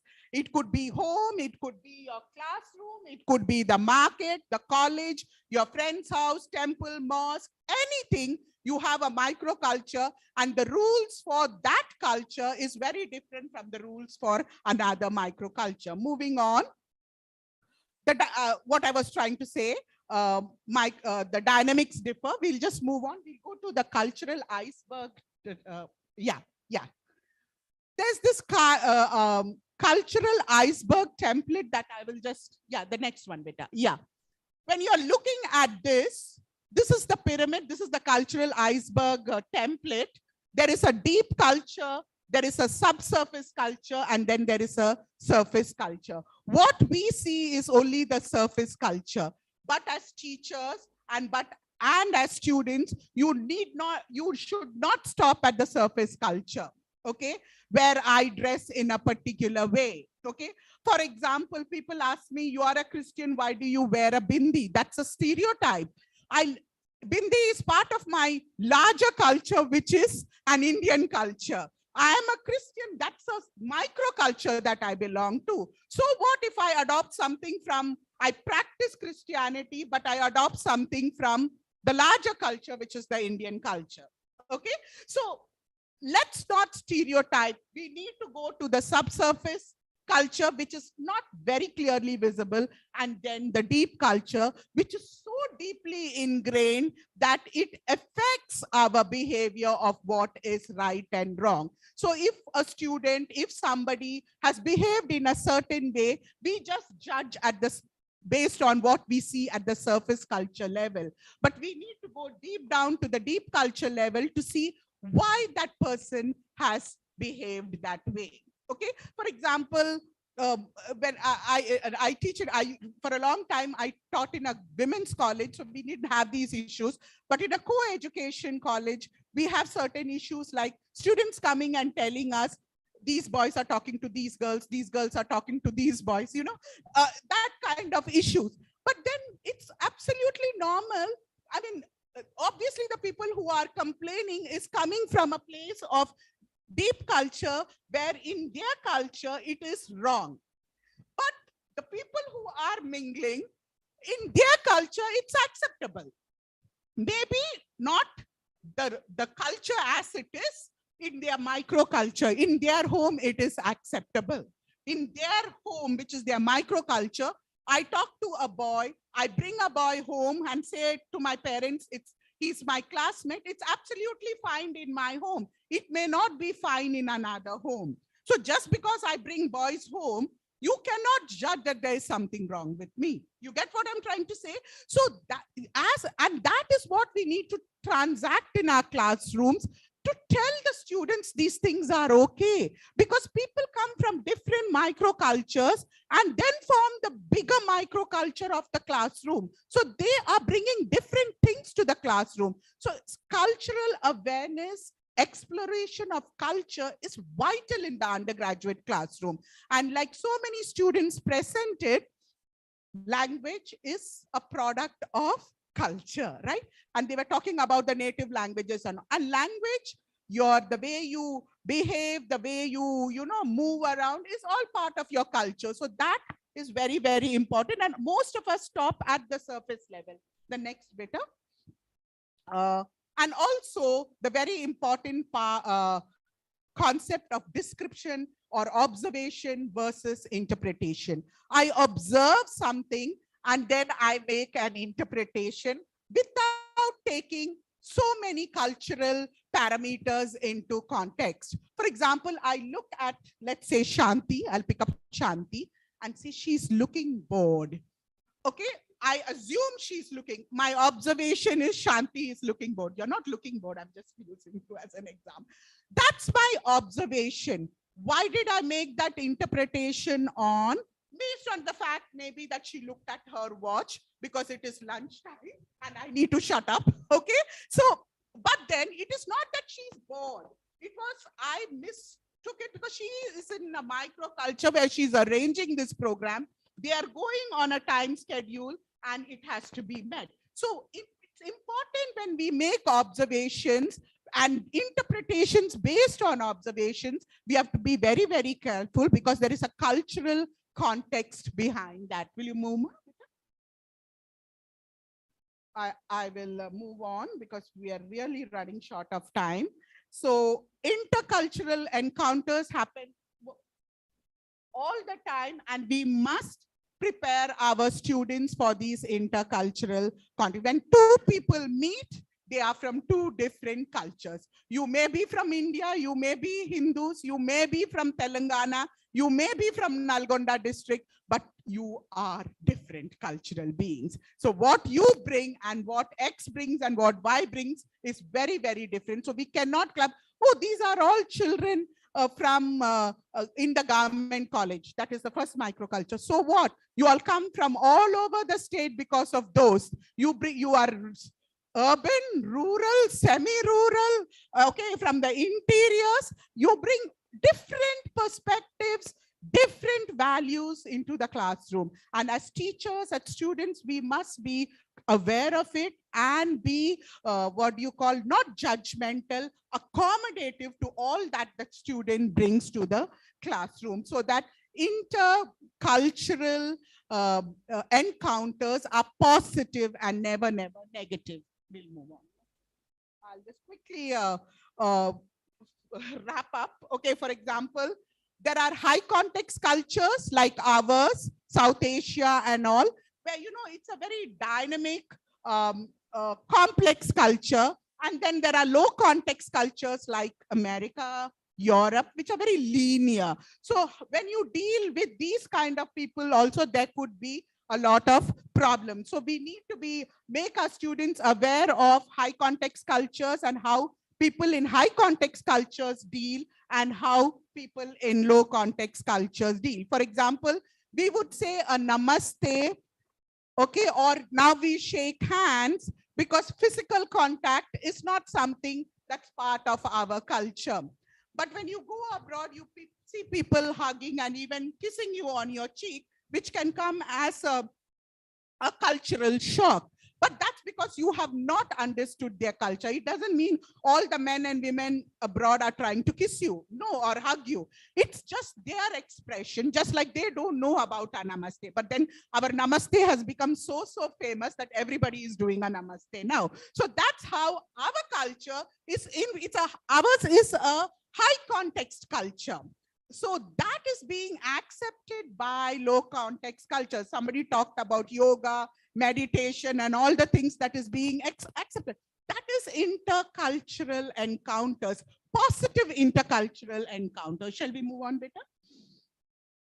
And then, of course, the fact that different contexts have different meaning. I'm not going to, you know, various things have various meanings in different cultures, and you could think about it, and we'll keep moving better because we won't waste time on this. And of course, the same thing, high context culture is collectivist culture, and a low context culture like, let's say, the US or Europe is an individualistic culture.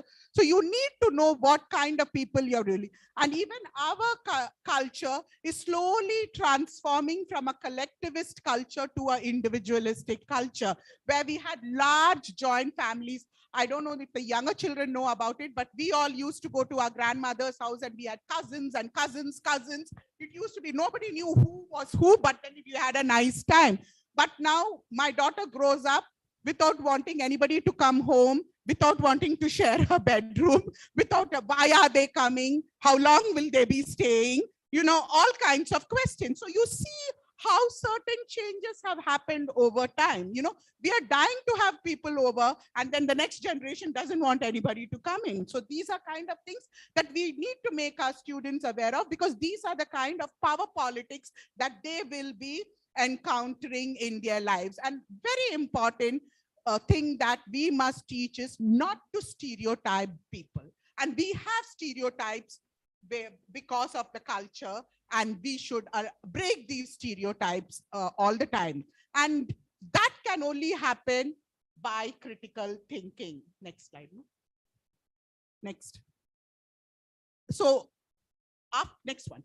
After introducing or exploring culture, we need to also talk about the very important 21st century skill, which is critical thinking. I'll just rush you through it, because with critical thinking will come cultural acceptance. There will be a kind of positive intercultural, next slide, intercultural encounters. What cultural thinking does is, first, it assumes It examines assumptions. There are stereotypes, there are assumptions, and critical thinking will help you break these assumptions. So you cannot assume because of certain observation or because of something you have heard or read, you cannot make assumptions, okay?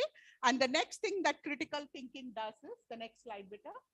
Critical thinking is thinking that is free from bias and prejudice to the greatest extent possible. So if you inculcate critical thinking in your classroom, what will happen is the bias and the prejudice, which is part of our worldview, will reduce to a large extent. Next, beta.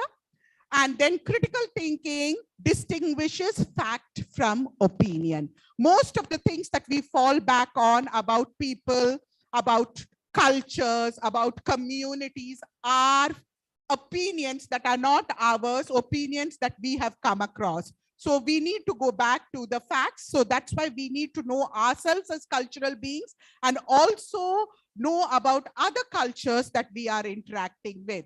And then critical thinkers imagine and explore alternatives.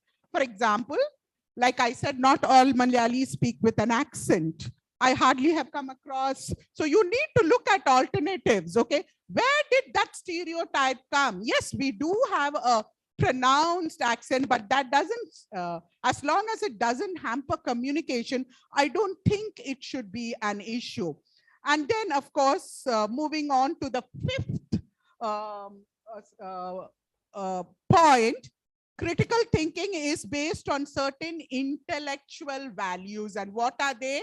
Clarity, accuracy, consistency, depth, breadth, and fairness. When we deal with people from other cultures, when we deal with people who are not like us, you must have clarity, you must have accuracy, you must have consistency, depth, breadth, and fairness while you are dealing with them so that there is no bias. And of course, critical thinking is a process. Yes, it can be taught in the class, but it doesn't happen like a certificate course and then you become critical thinkers. It is an ongoing process that must be part of the undergraduate learning process. And then you can learn critical thinking and critical thinking can be taught. I've left a list of references in case you're interested.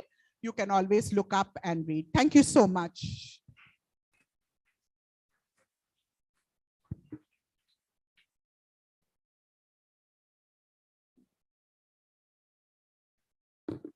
Thank you very much, ma'am. It's an awesome presentation on culture, how the micro cultures, macro cultures intermingle.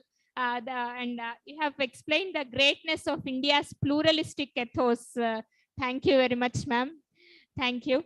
Now, I invite Professor Bala Lakendra, sir, Professor of Mass Communication and Journalism from Benares Hindu University.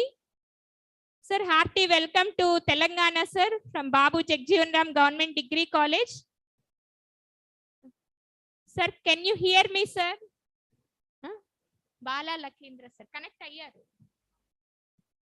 Unmute. Okay. Yeah, yes, sir. Okay. So, very good afternoon, all the esteemed guests and Madam Professor Mallika and dear colleagues.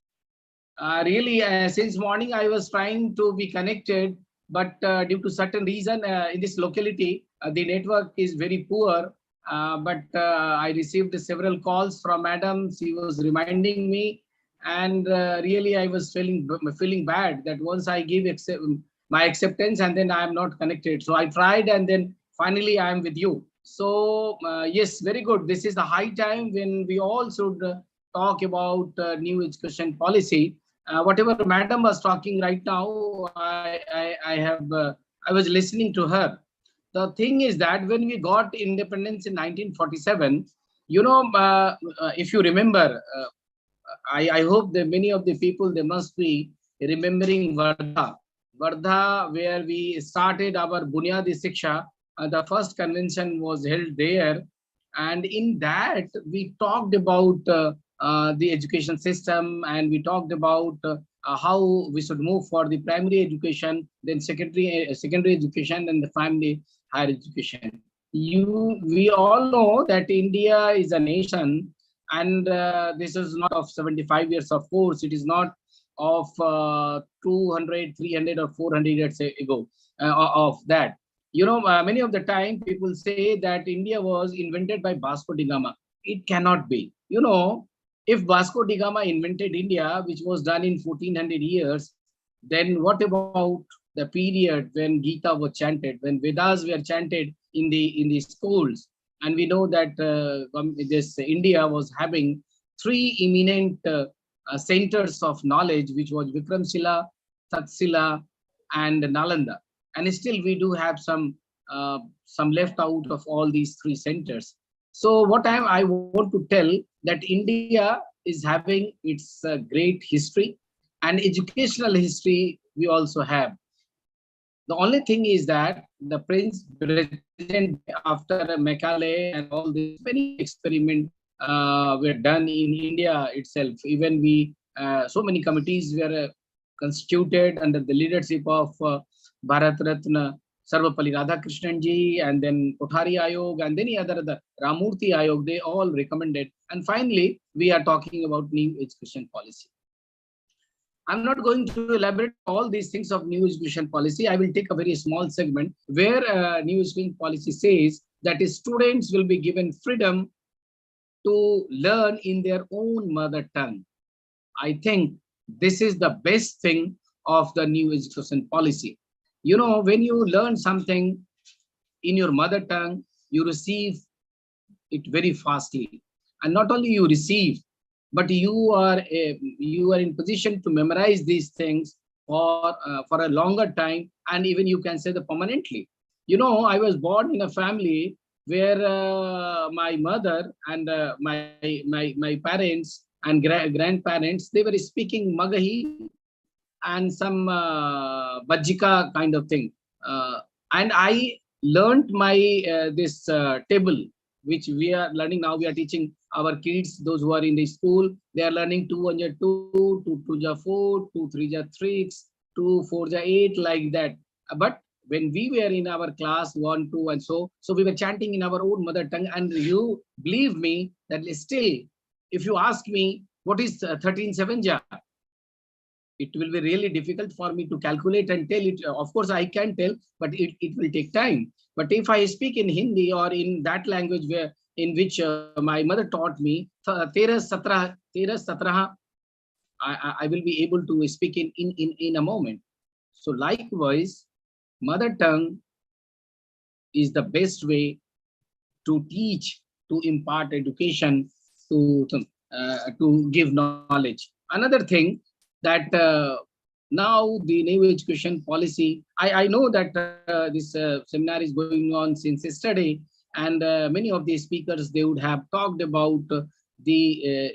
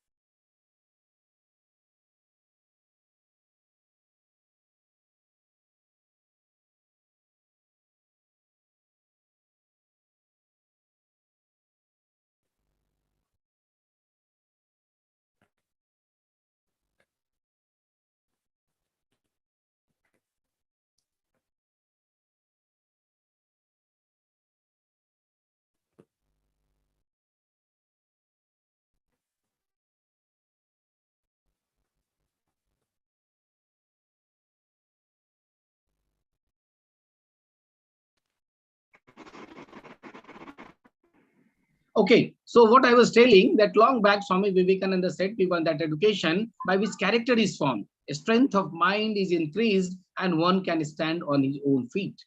After independence, 75 years, we have completed and we are celebrating Azadi Ka Amrit Mahotsav under the leadership of Honorable Prime Minister Mr. Narendra Modi ji. And this is the right time to think about this. We should think, does this education system is empowering our character? Of course, this Nai Shiksha Niti, where we will be talking about some human values, it will be giving some kind of positiveness and some kind of right direction towards education. Next is intellectual is expanded, strength of mind is expanded. Yes, of course, this new education policy, in this new education policy, there are a lot of freedoms are there. Even a student of physics, if he feels that he wants to take music as one of the subject, if he wants to take painting as a subject, if he wants to take sand art as his or her subject, yes, he can, she can. So this is how one can expand his intellectual. And you all know that this is the time, this is the high time when our kids, our students are devoting much more time on social media and all these things. But even if you know, you all must be aware about digital divide. India, 80% people, right now I was going through one of the article research paper where it is clearly said that 18%, 79, almost 80% students of India, those who are residing in rural areas, of course, they may be having the smart mobile, but connectivity is not there. They are not having good connectivity, and digital divide is working. Those who are having, those who are not having, it is there. But with the help of new education policy, I think we are going to do something. We are going to bridge the gap, and we are going to give some kind of benefit to the students. And finally, whatever Swamiji said, the last thing, one should stand on his own feet. One can stand on his own feet. Yes, new education policies, there is something in new education policy where one can stand on his one feet. And other thing which I would like to put here also, that education, when Swamiji talks about the education, he says education is the manifestation of total perfection already in man. Means a person who is going to be a scientist, or who is going to be a great magician, or who is going to be a great sportsman, it is inbuilt. It doesn't come from outside. You know, if we take example of Lata Mangeshkar ji or Sachin Tendulkar, if Sachin Tendulkar would have gone to something else other than sports, other than cricket, he would not have been proved himself a great cricketer. And same thing with the Lata Mangeshkar ji. Lata Mangeshkar ji opted music because music was inside her. So new education policy is going to give opportunity to the students to look into himself or herself, and to look into the talent, whatever talent and whatever capability someone is having. And this is how new education policy is going to help the thousands and lakhs of youth of India, and they are going to help in the construction of new India. What I want to say in new India means we completed 75 years, but still, you know, the literacy rate, you are aware about it. I don't want to repeat the same thing, but same thing would have been repeated by so many people. So literacy rate is still low. Many of the, recently I was going through a story, the research paper, where during this Corona period, many of the girl child, they left school, not only girl child, and even if there are regular schools, girl child are leaving the school, particularly in reference to Uttar Pradesh, I'm telling, because in Uttar Pradesh, many of these schools, infrastructure is very poor, particularly the toilets are not having running water facility. I hope in this new education policy, they are focusing on infrastructure building. They are focusing on making infrastructure good. And even, you know, there is a concept that there will be a different cluster will be there. And in cluster, such facilities will be there, and which will empower the student, which will empower the teacher. Of course, there some idea in Navodaya Vidyalaya and central schools are there, where a youth exchange program is there, a student exchange program is there. But in new education policy, particularly we are talking about a student exchange program, where students from Northeast will see Central India, Students from Central India will go to Telangana. Students from Telangana will come to Uttar Pradesh. Students from Telangana will go to Arunachal Pradesh, and they will see India. And this is how we are going to the strengthen of our culture. We are going to the strengthen our cultural heritage of India. And this is how new education policy is going to help us. New education policy is going to empower, strengthen the cultural heritage of India. And if someone asks any question, it would be good if I can respond properly. Anyone? And particularly, I'm a teacher of journalism and mass communication. We have seen that in previous years, journalism had changed drastically. There was a traditional media was there, now social media is there, and so many changes are there. It will take longer time. But if somebody is having any particular question, it would be nice if you can you can put a question, and I can interact, or Professor Mallika, madam, Yes, whatever you yes. want, you please tell me. Yes, sir. Thank you very much, sir, for enlightening us on different aspects of national education policy from Banaras Hindu University. In spite of the technical glitches you have connected. Thank you very much, sir. Namaste, sir. Thank you. Thank you so much. Thank you so much, madam. Still, I will be with you, but meanwhile, if I'm disconnected, so then I will. Yes, You please pardon no me. problem, sir. And thank you Yeah, so much. it's okay. Thank you to the principal of this great college and all the organizers, particularly Madam Professor Mallika ji. So I Yes, sir. salute you all from the place of Banaras Hindu University, which Thank you, is sir. known as the land of knowledge. And we extend our invitation to all the faculty members and students of Babu Jagjeevan Ram College of Telangana. You please make a plan, visit our university, stay for a day or stay for a week or whatever, and we will be exchanging our students with you. Thank you so much, Madam Professor. Thank you, sir. And all. Thank Okay, great. Thank you, sir. Namaste, sir. Great. Thank you very much, sir. Thank you. Namaste. Namaste. Namaste. Now I request Dr. Praveena Madam, Principal of Tara Government Degree College, to address the gathering for a few minutes.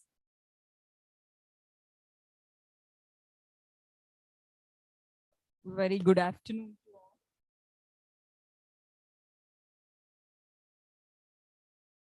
Very good afternoon to all. Hello. Yeah. I'll just take 2 minutes. I know we are all hungry. First of all, I would like to congratulate the principal and the chief patron, Dr. Geeta Lakshmi Patnaik, and the convener of this program, Dr. Mallika ma'am, and Dr. Swamy garu, who is very instrumental in organizing this seminar, and all the team members of this particular BJR college. Yeah. First of all, if at all, I'll be dealing with revamping the curriculum. What are the main features of curriculum I'll be talking about? If at all we know, the celebrities like Mark Zuckerberg or Steve Jobs or Elon Musk, they're all from school dropouts or college dropouts. And every day we face one problem, that is absenteeism of the students. We go to classrooms, we don't find them. We come back and we again call them. These days we have started calling them. Even in the online classes, we don't find students. What is the basic reason behind it? Because our curriculum is not connecting to their hearts. All these days, we are culturally, critically, on so many fronts, we are away from so many other things. Because if we look at the history, we were colonized by the Britishers, and Lord Macaulay has imposed their own kind of education system on India. You know, there was an abrupt break in our cultural kind of heritage and legacy in our education system. That made us to rethink. And it's like with this new NEP 2020, if you're fighting on a court case and if you get back so much of wealth one fine morning, that much happiness is going to bring back into our education system. We have got the wealth of our culture, our ancestral property, wisdom, so many other things that which we have lost all these days. We are going to bring back all those into our curricular kind of things. When we look at, people are, we have enormously grown into the quantitative terms, but the quality, we have to look at it now. We have built our knowledge societies, but we have to, with the help of the new curriculum, we have to change this knowledge society into knowledge economy. For the other day when I was inquiring with our life science teacher, they are still teaching about a fish and the vascular system and the blood circulation and all the other things. When my daughter was in 10th class, she was asking me, Mama, why should I learn this algebra? When she was really struggling hard to find a solution with the algebra, which is not going to help me out in my future. So now the curriculum has given the choice, ample choice for the students to choose whatever they want. To learn even the credit bank, which is offered by the NEP, is going to help the students like anything. Like they can, most of the time we get that feeling after reading 2 units, we don't want to be with that subject anymore. So you can happily shift on from that 2 units to another different course for 2 more credits or on another credit.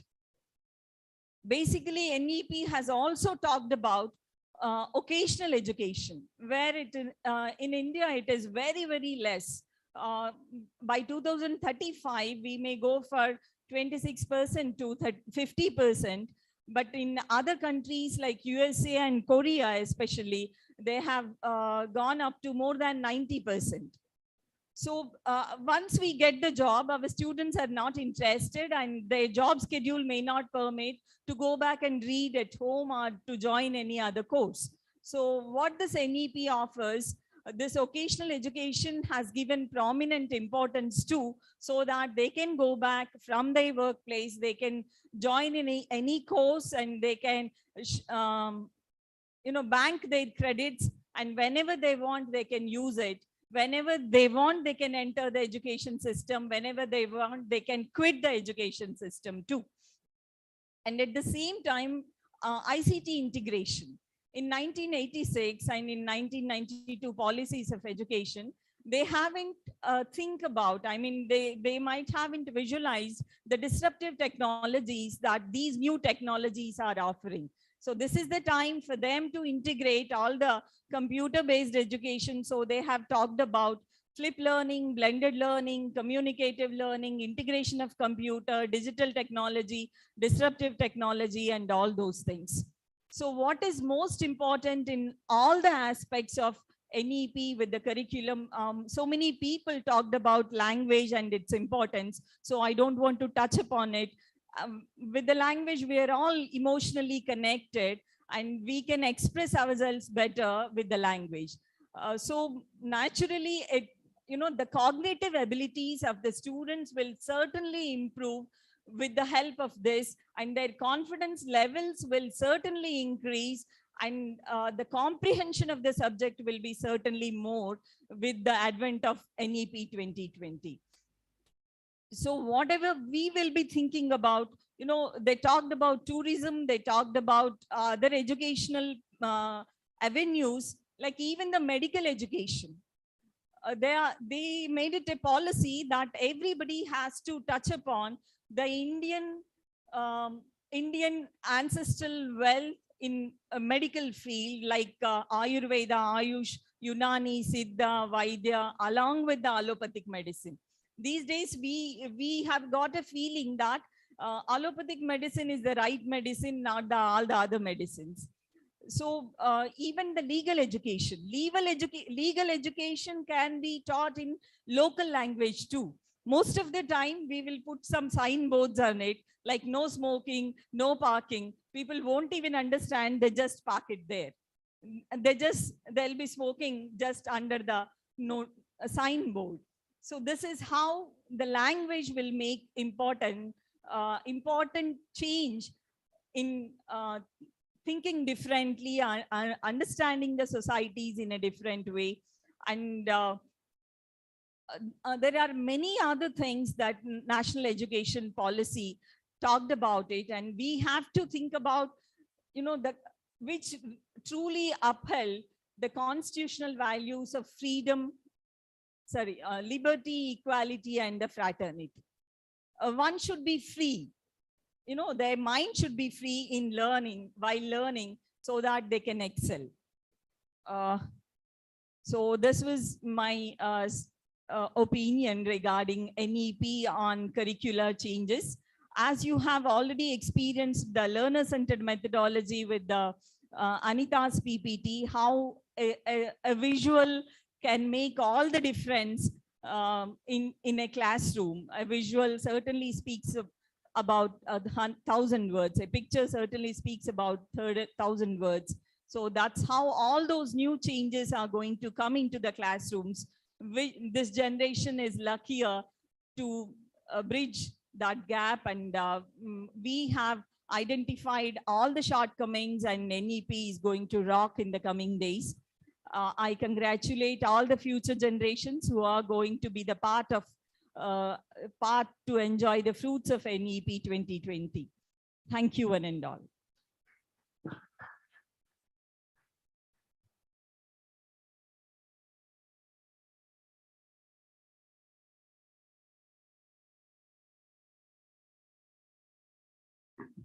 Thank you very much, ma'am, for your wonderful thought-provoking address. Thank you very much. Now I request all the participants to go for lunch, as valedictory is going to be started sharply at 3. Yeah, sorry. Before that, I request all the dignitaries to come on to the dais once. Sir, Professor Venkat Narayana, sir. So much.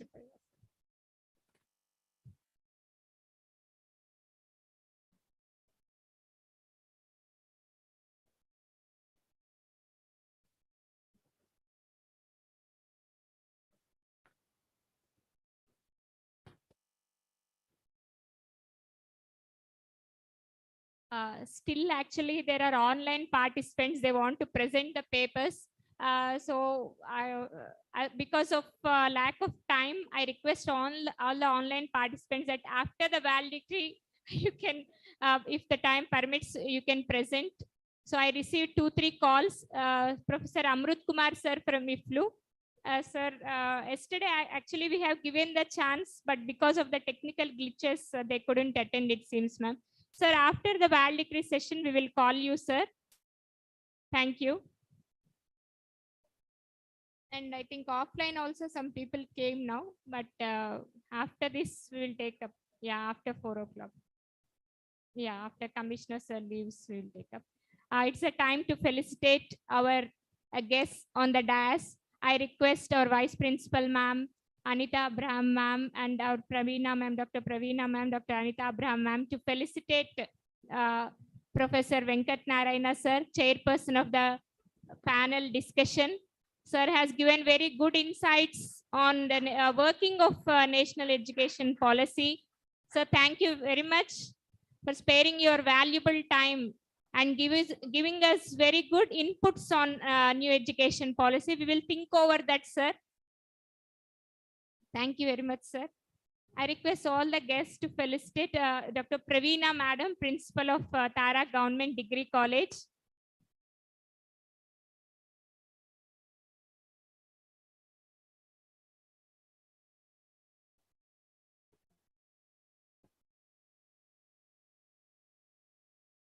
Thank you, ma'am, for coming to our college and sharing your valuable inputs to all the students and faculty. Thank you very much, ma'am.